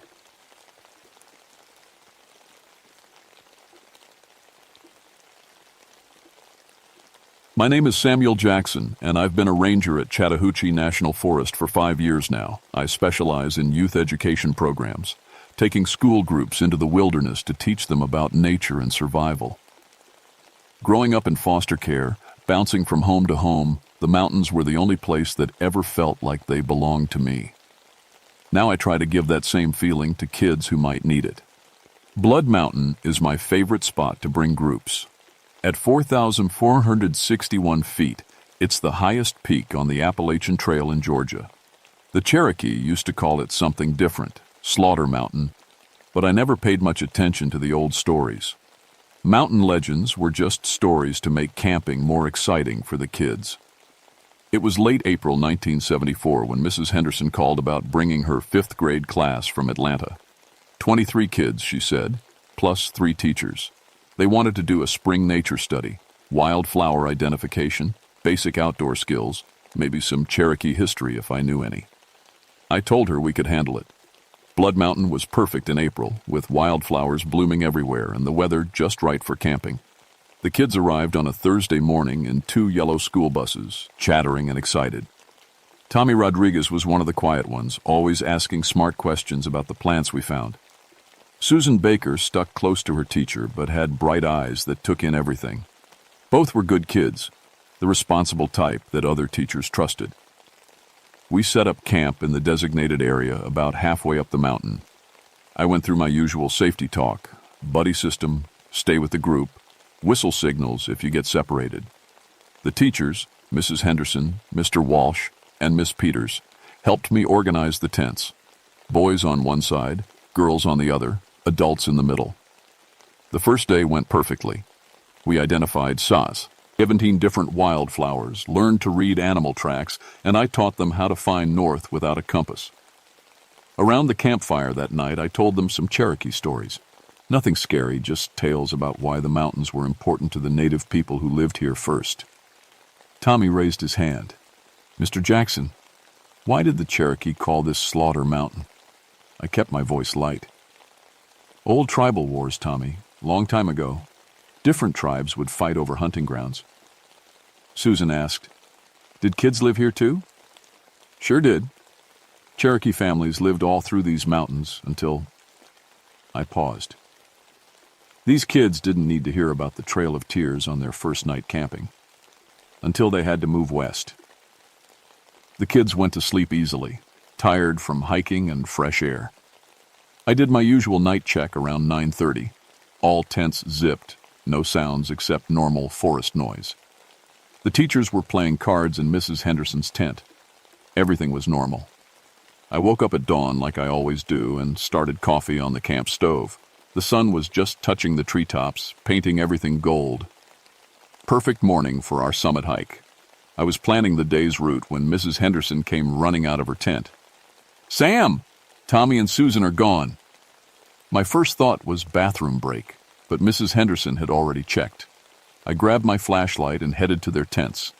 Tommy's sleeping bag was cold, like he'd been gone for hours. Susan's stuff was all there, but she wasn't. "When did you last see them?" I asked.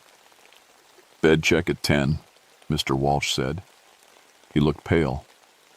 They were both in their sleeping bags. I started searching around the campsite, looking for any sign of where they might have gone. That's when I found the footprints, small sneaker prints, leading away from camp and heading uphill toward the summit. "Kids," I called out.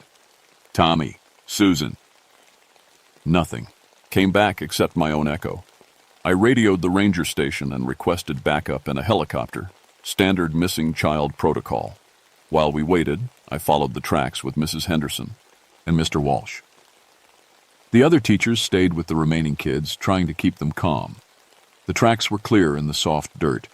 2 sets of small footprints walking side by side. Not running, not stumbling, just walking steadily uphill like they had somewhere specific to go. That bothered me more than if they'd been wandering randomly. About a quarter mile up the trail, Sarah Martinez, one of the other kids, grabbed my arm. "Mr. Jackson, I can hear them." I stopped. "Hear what, Sarah?" "Tommy and Susan, they're calling from way up there." She pointed toward the summit. I listened hard but heard only wind through the trees. "What are they saying?"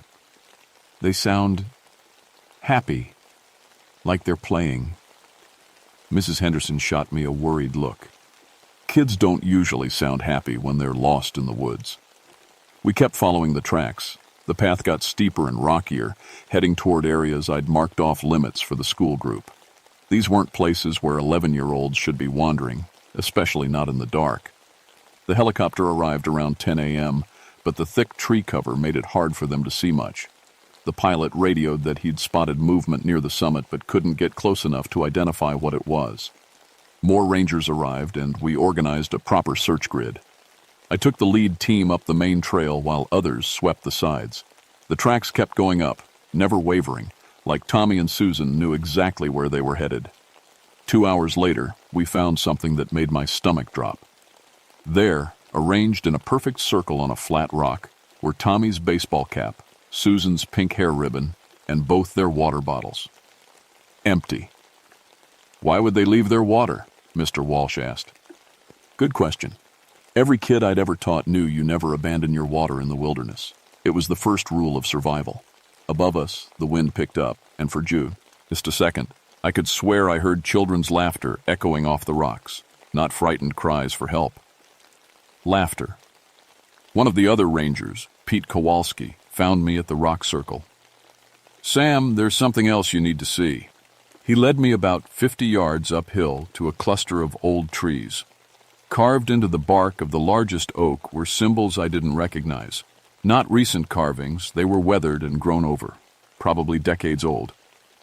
"Cherokee?" Pete asked. I nodded, though I wasn't really sure. The symbols looked like stick figures holding hands around a circle. Below them was something that might have been a mountain or might have been something else entirely. "We need to call Joseph Ridge," I said. Pete raised an eyebrow. Ridge was a Cherokee elder who lived down in the valley. Most people thought he was a little crazy, always talking about old spirits and sacred places. "You really think—" A child's scream cut through the air, high and sharp, coming from somewhere above us. Then another scream, and another. But they weren't screams of fear. They were screams of delight.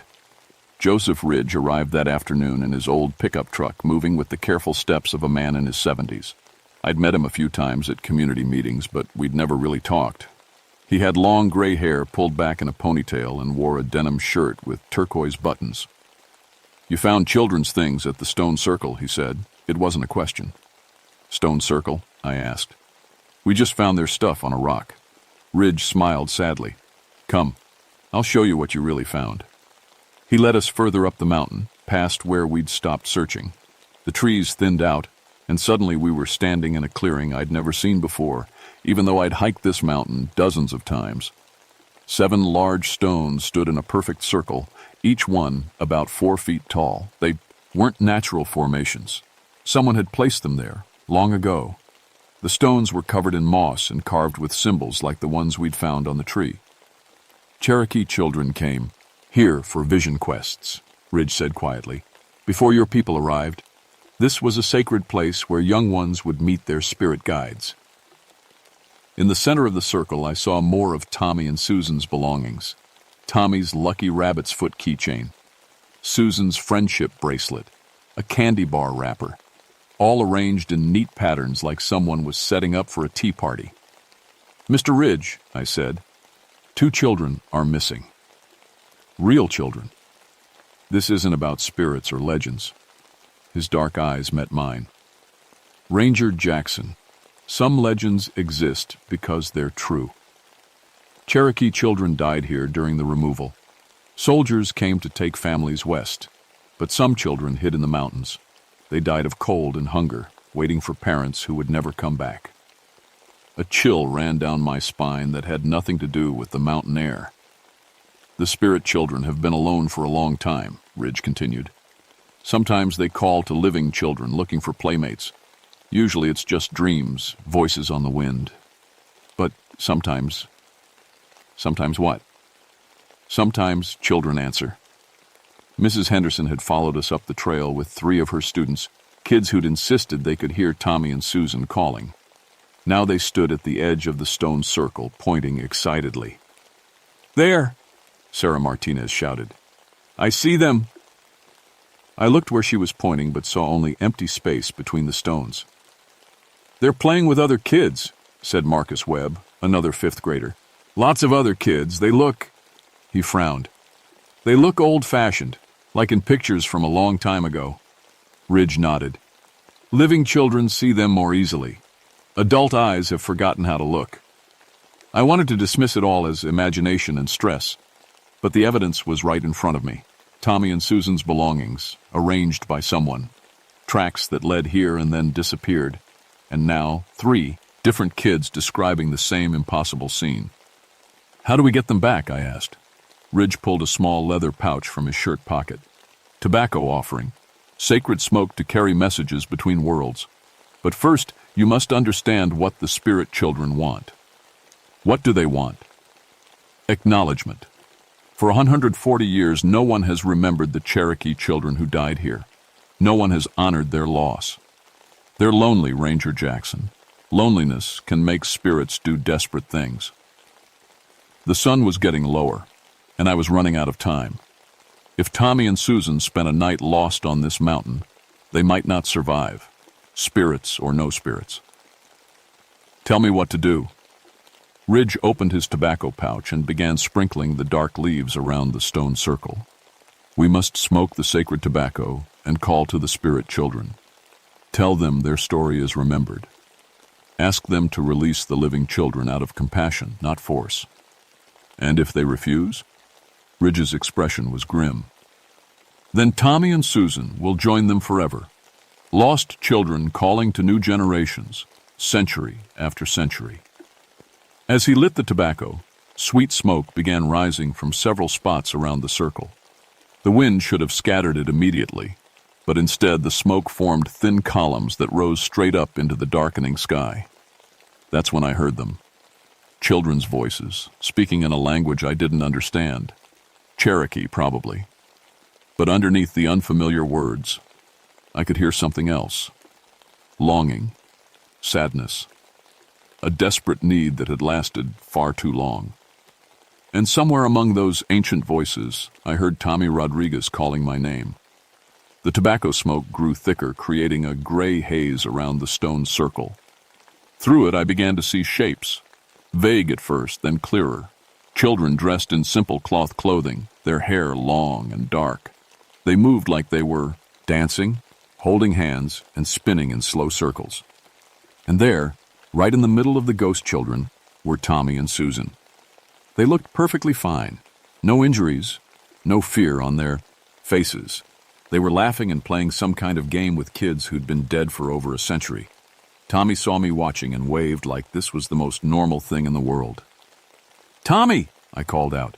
"Susan, come here, please!" They started walking toward me, but it was like they were moving through thick water. Each step took tremendous effort, and the spirit children began pulling them back, not violently, but with the desperate grip of kids who'd been alone for too long.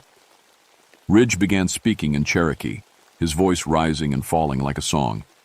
I caught a few words I recognized. Children, mountain, peace. The spirit children stopped pulling and turned to listen. "What are you telling them?" I asked quietly. Their story. How soldiers came to remove their families. How children hid in the mountains and died waiting for parents who were forced to march west. how no one has spoken their names for 140 years. One of the spirit children, a girl about Susan's age, stepped forward from the circle. When she spoke, I somehow understood her words, even though she was speaking Cherokee. "We have been so lonely," she said. "The living children came to play with us. We do not want to hurt them, but we do not want to be alone anymore." Ridge translated my response. "I understand your loneliness, but these children have families waiting for them, parents who love them, just like your parents loved you." The spirit girl nodded sadly. "Our parents never came back." "Your parents didn't abandon you," I said, the words coming from somewhere deeper than my ranger training. "They were forced away at gunpoint. They died on the trail west, calling your names and trying to come home. They loved you until their last breath." Ridge's translation sparked something among the spirit children. They began talking rapidly to each other, gesturing toward Tommy and Susan, then toward the valley below, where their descendants still lived. "If we release the living children," the spirit girl asked, "will you remember us? Will you tell people what happened here?" I looked at Tommy and Susan, still caught between worlds, then at Mrs. Henderson and her students who were watching with wide eyes. This wasn't just about getting 2 kids back safely anymore. It was about honoring a tragedy that had been forgotten for too long. "Yes," I said firmly. "I promise. We'll remember you. We'll tell your story. Cherokee children will know about the ones who died waiting on Blood Mountain." The spirit children formed a tighter circle around Tommy and Susan, and for a terrifying moment I thought they'd decided to keep them after all. Then the ghost girl placed her hands on Tommy's shoulders and whispered something in his ear. She did the same with Susan. "Now, they will remember us too," she said. "When they grow up and have children of their own, they will tell the story of the Cherokee children who played with them on the mountain." The tobacco smoke suddenly swirled around Tommy and Susan like a gentle tornado. When it cleared, they were standing next to me, solid and real and looking confused. "Mr. Jackson," Tommy said, "did we fall asleep during the hike?" Susan blinked at the stone circle. "I had the strangest dream. There were kids here, and they taught us games from a long time ago. They were so sad, but they tried to be happy for us." I looked back at the stones, but the spirit children were gone. Only wisps of tobacco smoke remained, drifting up toward the stars that were just beginning to appear. Ridge placed a weathered hand on my shoulder. "They are at peace now. The living children carry their memory forward." We got Tommy and Susan back to camp as the last light faded from the sky. They seemed perfectly normal. Tired, a little confused about losing time, but yarmed. The other kids peppered them with questions about where they'd been, but Tommy and Susan just said they remembered playing with some children who knew really old games. Mrs. Henderson wanted to pack up and leave immediately, but I convinced her to stay the night. "They're safe now," I said, "and they learned something important up there." I was right. Over the next 2 days, Tommy and Susan became fascinated with Cherokee history. They asked Joseph Ridge dozens of questions about what life was like before European settlement, how families lived, what games children played. Ridge seemed happy to share the stories, like he'd been waiting years for someone to ask. When we finally hiked down to the buses, I made a detour past the stone circle with the whole group. In daylight, with all the kids there, it looked like just another mountain clearing. But now I knew better. "This is where Cherokee children used to come for vision quests," I told the class. "Some of them died here during the forced removal in the 1830s, waiting for parents who couldn't come back. Their spirits watched over this mountain for almost 150 years. Sarah Martinez raised her hand. "Are they still here?" I thought about the promise I'd made. In a way, their story is part of this place. When you remember what happened here, they're remembered too. After the school group left, I spent a lot of time researching Cherokee history and the Trail of Tears. I learned about the children who died during the removal, some on the 1,000-mile forced march, others who hid in the mountains and never found their families again. I started incorporating real Cherokee history into all my educational programs. Joseph Ridge became a regular part of the Blood Mountain trips. He'd meet school groups at the Stone Circle and tell them about Cherokee culture, including the tragedy of removal. The kids always listened with respect, especially after I'd tell them about Tommy and Susan's experience. 6 months later, the Forest Service officially documented the Stone Circle as a Cherokee cultural site. They put up a small plaque that read, "Sacred Site where Cherokee children came for vision quests, in memory of all Cherokee children lost during the removal of 1838 to 1839. Tommy Rodriguez grew up to become a teacher himself, specializing in Native American history. Susan Baker became a social worker, helping kids in foster care. Both of them credited their night on Blood Mountain with teaching them about loss, memory, and the importance of honoring the forgotten. I still lead groups up Blood Mountain, but I always make time for the Stone Circle now. Sometimes, especially when Cherokee kids are in the group, I catch glimpses of movement between the stones, shadows that wave before disappearing, children's laughter carried on the wind. But it doesn't feel scary anymore. It feels peaceful. The spirit children aren't lonely now. They're remembered. Their story lives on in every kid who learns about what happened here, in every adult who understands that Cherokee families love their children just as fiercely as any parents today. Mountain legends aren't just stories to make camping more exciting. Sometimes they're truths waiting for someone brave enough to listen. And sometimes when you honor the past with respect and compassion, the spirits can finally rest. But Blood Mountain hasn't forgotten. On quiet nights, when the wind moves through the trees just right, you can still hear children playing ancient games between the stones, not calling for help anymore, not trying to steal the living away from their families, just playing, just remembered, just at peace. The Cherokee children of Blood Mountain aren't lost anymore. They're home.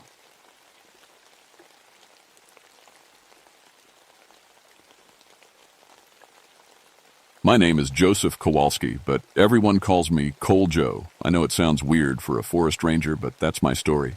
My dad spent 30 years digging coal out of these West Virginia mountains, and his dad before him.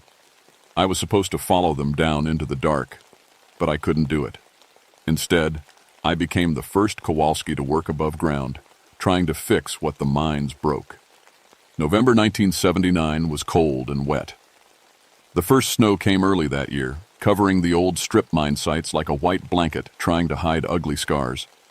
I'd been working for the Forest Service for 6 years, and my job was simple: figure out how to make dead land green again. The mining companies had torn up thousands of acres, then left when the coal ran out. Now it was my job to bring the forest back.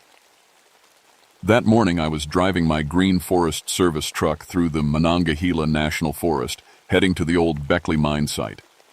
The EPA had sent a team of scientists there 2 weeks ago to test the water and soil. They were supposed to document how bad the damage was from decades of coal mining, but 3 days ago they stopped calling in their daily reports. My radio crackled. "Cole Joe, this is Helen." That was Ranger Helen Briggs, my partner for this search. She'd been working these mountains for 15 years, knew every trail and every family. "Go ahead, Helen." "I'm at the mine entrance. You need to see this." When I got there, Helen was standing next to the EPA team's white van. The doors were open, and papers were scattered all over the ground. Expensive testing equipment lay broken in the mud. But no people. "Looks like they left in a hurry," Helen said. She was a tough woman in her 40s, with gray streaks in her brown hair and hands that knew hard work. Her family had lived in these mountains for generations, most of them miners. I picked up one of the scattered papers. It was a water test from the flooded mine pit. The numbers didn't make sense. Pollution levels that should have been impossible. "Did they call for help on the radio?" "That's the strange part," Helen said. "Last transmission was Tuesday morning, real calm, just their routine check-in. Then nothing." I looked at the mine entrance. It was just a dark hole in the mountainside, surrounded by rusty equipment and warning signs. Water trickled out constantly, orange-colored from iron and chemicals. The smell hit you from 50 yards away, like rotten eggs mixed with metal. "We need to go down there," I said, even though every safety rule said not to enter flooded mines. Helen nodded, but her face looked worried. Joe, my family's been in these mountains a long time. My grandfather worked these mines, my father too. They used to say—" She stopped and shook her head. "Never mind. Old stories." "What kind of stories?" She was quiet for a moment, looking at the dark mine entrance. "They said sometimes miners who died in accidents never really left, that they kept working, trying to finish what they started. But that's just talk, right? Old-timers telling scary stories. I'd heard similar things before. Carbon monoxide poisoning could make people see and hear things that weren't there. Desperate families sometimes imagined their dead relatives were still around. It was psychology, not ghosts." "Right," I said. "Just stories." But as we gathered our gear, flashlights, rope, first aid kit, gas detector, I couldn't shake the feeling that something was wrong. The forest was too quiet. No birds, no squirrels, nothing. Even in late fall, you should hear some wildlife. It was like every living thing had decided to stay away from this place. We put on our helmets and checked our lights. The gas detector showed normal air quality outside the mine. Helen led the way because, she knew these old mining tunnels better than I did.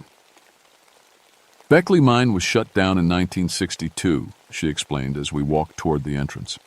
"Methane explosion killed 23 men. They sealed most of the tunnels, but the main shaft is still open for drainage. The water at the entrance was ankle deep and warm. Our flashlight beams cut through the darkness ahead, showing rough-cut stone walls and rusty support beams. The tunnel went straight back into the mountain for about 100 yards, then split into 3 directions. EPA team would have gone left, Helen said. That's where the worst water damage is." As we moved deeper, our footsteps echoed strangely. The sound bounced off the walls and seemed to come back different, like other footsteps walking somewhere else in the tunnels. I told myself it was just echoes, but Helen looked nervous too. Then we heard something that made us both stop dead. From somewhere deep in the mine came the sound of metal hitting stone. Regular, rhythmic, like someone swinging a pickaxe. "That can't be right," I whispered, but the sound continued. Clang, clang, clang. Someone was definitely mining down there. Helen grabbed my arm. "Joe, nobody works these mines anymore. They've been sealed for 17 years. We stood still, listening. The pickaxe sounds came from the left tunnel, the same direction the EPA team would have gone. Mixed with the rhythmic clanging, I thought I heard voices, men calling out to each other, but too distant to understand the words. "Could be kids," I said, though I didn't believe it. "Or maybe someone scavenging equipment. In flooded tunnels with poison gas?" Helen shook her head. "We should call for backup." But our radio only made static when we tried to call out. The mine walls blocked the signal. We had a choice: go back and get help, losing more time, or continue the search. 4 EPA scientists were missing, possibly hurt. Every hour counted. We stick together, I decided. But if anything feels wrong, we get out fast. The left tunnel sloped downward and the water got deeper, up to our knees, then our waists. Our flashlights reflected off the black water, creating dancing patterns on the walls. The pickaxe sounds got louder as we went deeper. Then Helen stopped so suddenly I bumped into her. "Look," she whispered, pointing ahead. In the distance, maybe 50 yards down the tunnel, we could see lights. Not electric lights, the warm yellow glow of old mining lamps. They were moving, bobbing up and down like people walking. "Hello," I called out. "EPA team, is that you?" The lights stopped moving. The pickaxe sounds stopped too. For a moment, everything was silent except the drip of water from the ceiling. Then we heard a voice call back, echoing off the tunnel walls. "Who's there? We're still working. The seam's not finished." Helen's hand found my arm again, gripping tight. "Joe," she whispered, "that voice. It sounded like my father." "Your father's been dead for years," I said, but my own voice shook. The lights started moving again, coming toward us. As they got closer, I could see they were definitely the old-style mining helmets with carbide lamps. But something was wrong with how they moved. too smooth, like they were floating instead of walking through knee-deep water. "We need to go," Helen said. "Now."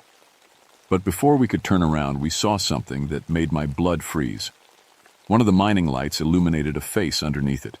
The man looked like he was in his 40s, with coal dust covering his features and old-fashioned work clothes, but his skin was gray-white, like someone who'd been underwater for a long time. "Helen Marie Briggs," the figure called out. "Little Helen Marie, your daddy's been waiting for you." Helen made a sound like a sob. "That is my father, but he died in the explosion 17 years ago." More lights appeared behind the first one. I counted at least a dozen men, all wearing the same old mining gear, all with that same gray-white skin. They stood in the water like it was solid ground, not moving with the current at all. "The seam's not finished," another voice said. "Been working all these years, but we can't complete the job. Need help. Need the living to help us." My gas detector started beeping. The readings were impossible. It showed methane levels that should have killed us instantly, but I could breathe just fine. The device was going crazy, like it was trying to measure something that didn't exist. "Where's the EPA team?" I shouted, trying to sound official and in control. One of the figures pointed deeper into the mine.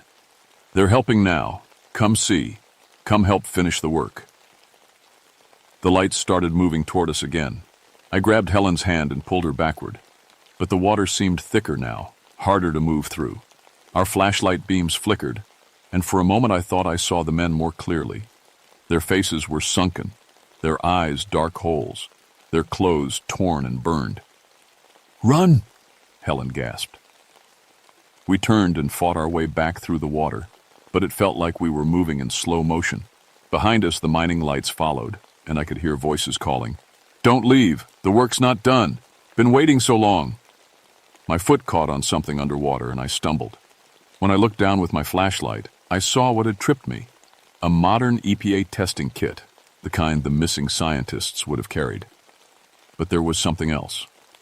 Carved into the tunnel wall, someone had scratched a message in fresh letters. "Help us. Day 3. They won't let us leave. The miners are still here." Helen saw it too. "The EPA team," she whispered. "They're still alive." The mining lights were getting closer. In their glow, I could see the water around us starting to change color, turning from black to a sick, glowing green. The smell got worse, like rotting meat and sulfur. "We have to help them," I said. But even as I spoke, I knew we were in over our heads. The voices behind us got louder, more urgent. "The mount. Ain's hungry. Feed the mountain. Finish the work." We made it back to the main tunnel, but the mine entrance looked different now. The opening that should have shown daylight was dark, like someone had covered it with a black curtain. Our way out was gone. "This isn't possible," I said, but Helen was looking at something else. All around us, the old mining equipment was moving. Rusty conveyor belts creaked to life. A drilling machine that should have been broken for decades started spinning its bit. The whole mine was waking up. "They never stopped working," Helen said, her voice barely above a whisper. 17 years, and they never stopped. From the right tunnel came new sounds, voices calling for help, but in modern accents. The EPA team. "This way," I heard someone shout. "Help us! We're trapped!" Helen and I looked at each other.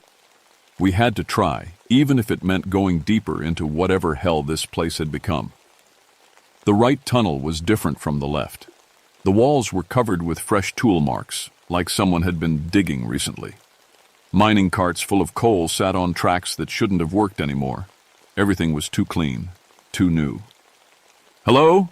I called out. "EPA team, where are you?" "Down here," came the reply. "Bottom level. But be careful. They won't let us stop working." We followed the voices deeper. The tunnel opened into a large underground chamber, and what I saw there will haunt me forever. 4 people in EPA jackets sat in mining carts, but they weren't moving. They were positioned like they were still taking samples, still testing the water, but their eyes stared straight ahead without blinking. Their hands moved mechanically, scooping water into test tubes over and over. but the tubes were full of that same glowing green liquid. "Dr. Peterson?" I called to the nearest one, a woman in her 30s. She turned her head toward me, and I saw her face was the same gray-white color as the dead miners. "Can't stop working," she said in a flat voice. "The mountain needs us to finish the tests. Been working for days. So, tired, but can't stop." Behind them stood the ghostly miners watching, making sure they kept working. "You see," said the voice that Helen thought was her father. "The living help better, stronger hands, fresh energy. But they get tired, so we need more." I understood then. The miners had been trapped here since 1962, trying to finish a job they could never complete. They needed living people to help them, but working with the dead was slowly killing the EPA team. "Let them go," I demanded. "They've done enough." "No," said another miner. "The coal seam runs deeper. Must dig deeper. Mountain's hungry, been hungry for 17 years. Helen stepped forward. "Daddy, is it really you?" The figure turned to look at her. Up close, I could see the family resemblance, even through the death-gray skin. "My little girl. Knew you'd come back to the mountain eventually. Briggs' family belongs here." "You died, Daddy, the explosion." "Died working. Still working. Always working." He gestured around the chamber. "Look what we've done. Coal enough to last forever, but need living hands to finish." The green glow in the water was getting brighter. I realized it wasn't just pollution. It was some kind of supernatural energy, maybe the life force being drained from the EPA team. They were dying a little more each minute they worked. "We can help," I said, trying to buy time. "But first let the EPA people rest. They're too weak to work properly." The miners considered this. "You'll take their place?" "Yes." The word came out before I could stop it. Helen stared at me. "Joe, no." But I had a plan. My gas detector was still reading impossible levels of methane. If the readings were right, one spark could blow up this whole section of the mine. The dead miners might survive an explosion, but it would free the living. I just needed to get close enough to create that spark. "Show us what needs to be done," I said. The miners gestured to a wall of coal at the far end of the chamber. "CM goes deeper. Must follow it. Dig it all out." I walked toward the wall, Helen following reluctantly. The EPA team continued their mechanical movements, trapped in their deadly work. Up close, I could see Dr. Peterson's lips were blue, her breathing shallow. "Helen," I whispered, "when I say run, get those EPA people out of here." "What are you planning?" I showed her the gas detector reading. Her eyes went wide. "The whole place could blow," she whispered. "Better than letting them drain the life out of everyone who comes here." I reached the coal wall and pretended to examine it. The miners crowded around, eager to see living hands start the work. Their presence made the air so cold I could see my breath. "Need tools," I said. "Where are the pickaxes?" One of the miners handed me an old tool, its metal head covered in rust and something darker. As soon as I touched it, I felt a chill run up my arms. The tool was supernaturally cold and seemed to pulse with its own life. "Now dig," the miner said. "Feed the mountain." I raised the pickaxe, aimed carefully, and brought it down hard on the coal wall. But instead of digging, I struck the metal tool against stone, creating a shower of sparks. The methane ignited instantly. The explosion lit up the mine like day. I was thrown backward by the blast, my ears ringing, vision blurred. But I was alive, and the supernatural miners were screaming, not in pain, but in rage. "You've ruined everything!" Helen's father shrieked. 17 years of work!" Helen had grabbed Dr. Peterson and was dragging her toward the tunnel. The other EPA team members were shaking their heads, confused but alive. The explosion had broken whatever spell kept them working, but the miners weren't giving up. The blast had damaged their physical forms, what made them angrier. They surrounded us, their mining lamps blazing brighter than before. "No one leaves until the work is finished," one of them roared. The mine itself seemed to be fighting back.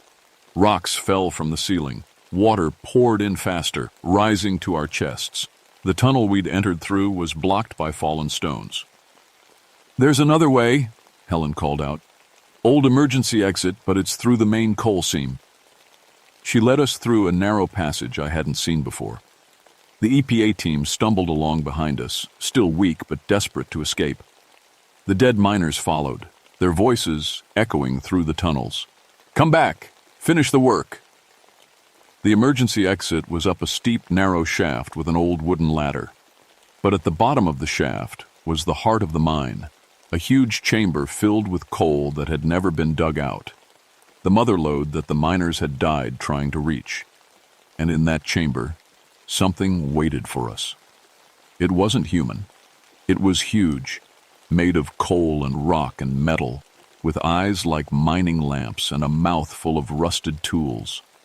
The mountain itself had come alive, fed by decades of death and desperation. "The mountain's hunger," Helen whispered. The old stories were true. The creature spoke with the voices of every miner who had ever died in these tunnels. "Feed me. Bring me workers. Bring me life." I understood then. The dead miners weren't the real enemy. They were just servants. This thing, this living mountain, was what kept them working. It fed on human effort, human life, growing stronger with each person who died trying to serve it. "You want workers?" I shouted up at the creature. "Then let's finish this properly." I grabbed a bundle of old mining explosives from the wall, dynamite left over from the 1962 operation. The sticks were old and unstable, but they might still work. "Joe, no!" Helen screamed. "You'll bring down the whole mine." "That's the idea." I lit the fuse with my lighter. "Everyone up the ladder, now." The EPA team didn't need encouragement. They started climbing as fast as I could. Helen hesitated, looking back at her father's ghost. "Daddy, come with us. You don't have to stay here anymore." The figure that had been her father looked up at the mountain's hunger, then back at his daughter. For a moment, his gray face showed something like love. "Can't leave, little girl. Mountain won't let us, but maybe." He turned to the other miners. "Boys, we've been working for 17 years. Maybe it's time we went on strike." The dead miners looked at each other, then at their supernatural master. Slowly, they began to nod. "We're done," Helen's father called up to the creature. "No more work. No more feeding you. We're going to rest." The mountain's hunger roared with rage. The whole mine shook. Rocks fell like rain. But the miners stood firm, united for the first time since their death. Helen started up the ladder. I was right behind her, clutching the lit dynamite. Below us, the creature thrashed and screamed, trying to force its servants back to work. But they wouldn't move. "Sleep now, Daddy," Helen called down. "Sleep now, little girl," he replied. And for just a moment, he looked human again. The dynamite exploded just as we reached the surface. The whole mountainside shook. Trees fell. The mine entrance collapsed completely, sealing whatever was left down there forever. Helen and I threw ourselves flat as rocks and debris rained down around us. When the dust settled, we could hear sirens in the distance. Someone had seen the explosion and called for help. The 4 EPA scientists were alive but in bad shape, dehydrated, exhausted, with gaps in their memory about what had happened underground. "Gas leak," Dr. Peterson mumbled as the paramedics loaded her into an ambulance. "Must have been a gas leak. Made us hallucinate." That became the official story. Methane buildup in the sealed mine had caused hallucinations and disorientation. The explosion was blamed on the EPA team accidentally igniting the gas. The scientists' memory problems were explained as trauma from the experience. Nobody talked about the dead miners or the mountain's hunger. Who would believe such a story? But Helen and I knew the truth. We'd sealed something evil, maybe forever. The dead miners had finally found peace by refusing to serve their supernatural master. Helen's father and his friends had chosen rest over endless work. I stayed with the Forest Service, continuing the land reclamation project. Over the years, I've planted thousands of trees on the old strip mine sites. Grass grows now where there used to be only poisoned dirt. The forest is healing. Sometimes, on quiet nights, I think I can hear voices in the wind, miners' voices, but peaceful now. They're not calling for help or demanding more work. They're just talking to each other, the way living men do after a long day's labor is finally done. Helen retired early and moved to town. She visits her father's grave regularly now, something she couldn't do before. She says she sleeps better, knowing he's truly at rest. The Beckley mine site is permanently sealed and marked as environmentally hazardous. Trees are growing over the entrance. In a few more years, you won't even be able to tell there was ever a mine there. But sometimes, late at night when I'm doing paperwork in my ranger station, I get reports of strange sounds from other abandoned mine sites. The sound of pickaxes, the sound of men working. I always investigate these reports myself, because I know that the mountain's hunger wasn't unique. These old mountains are full of places where men died for coal, where desperation and death created something that doesn't belong in the world of the living. And sometimes, those places need a ranger who understands that not all environmental hazards can be cleaned up with new soil and tree seedlings. Sometimes, you need to fight fire with fire, and darkness with a bigger darkness. My name is Joseph Kowalski, but everyone calls me Coal Joe, and I'm still working these mountains, trying to put right what was made wrong. The work's never finished, but at least now, I'm doing it for the living.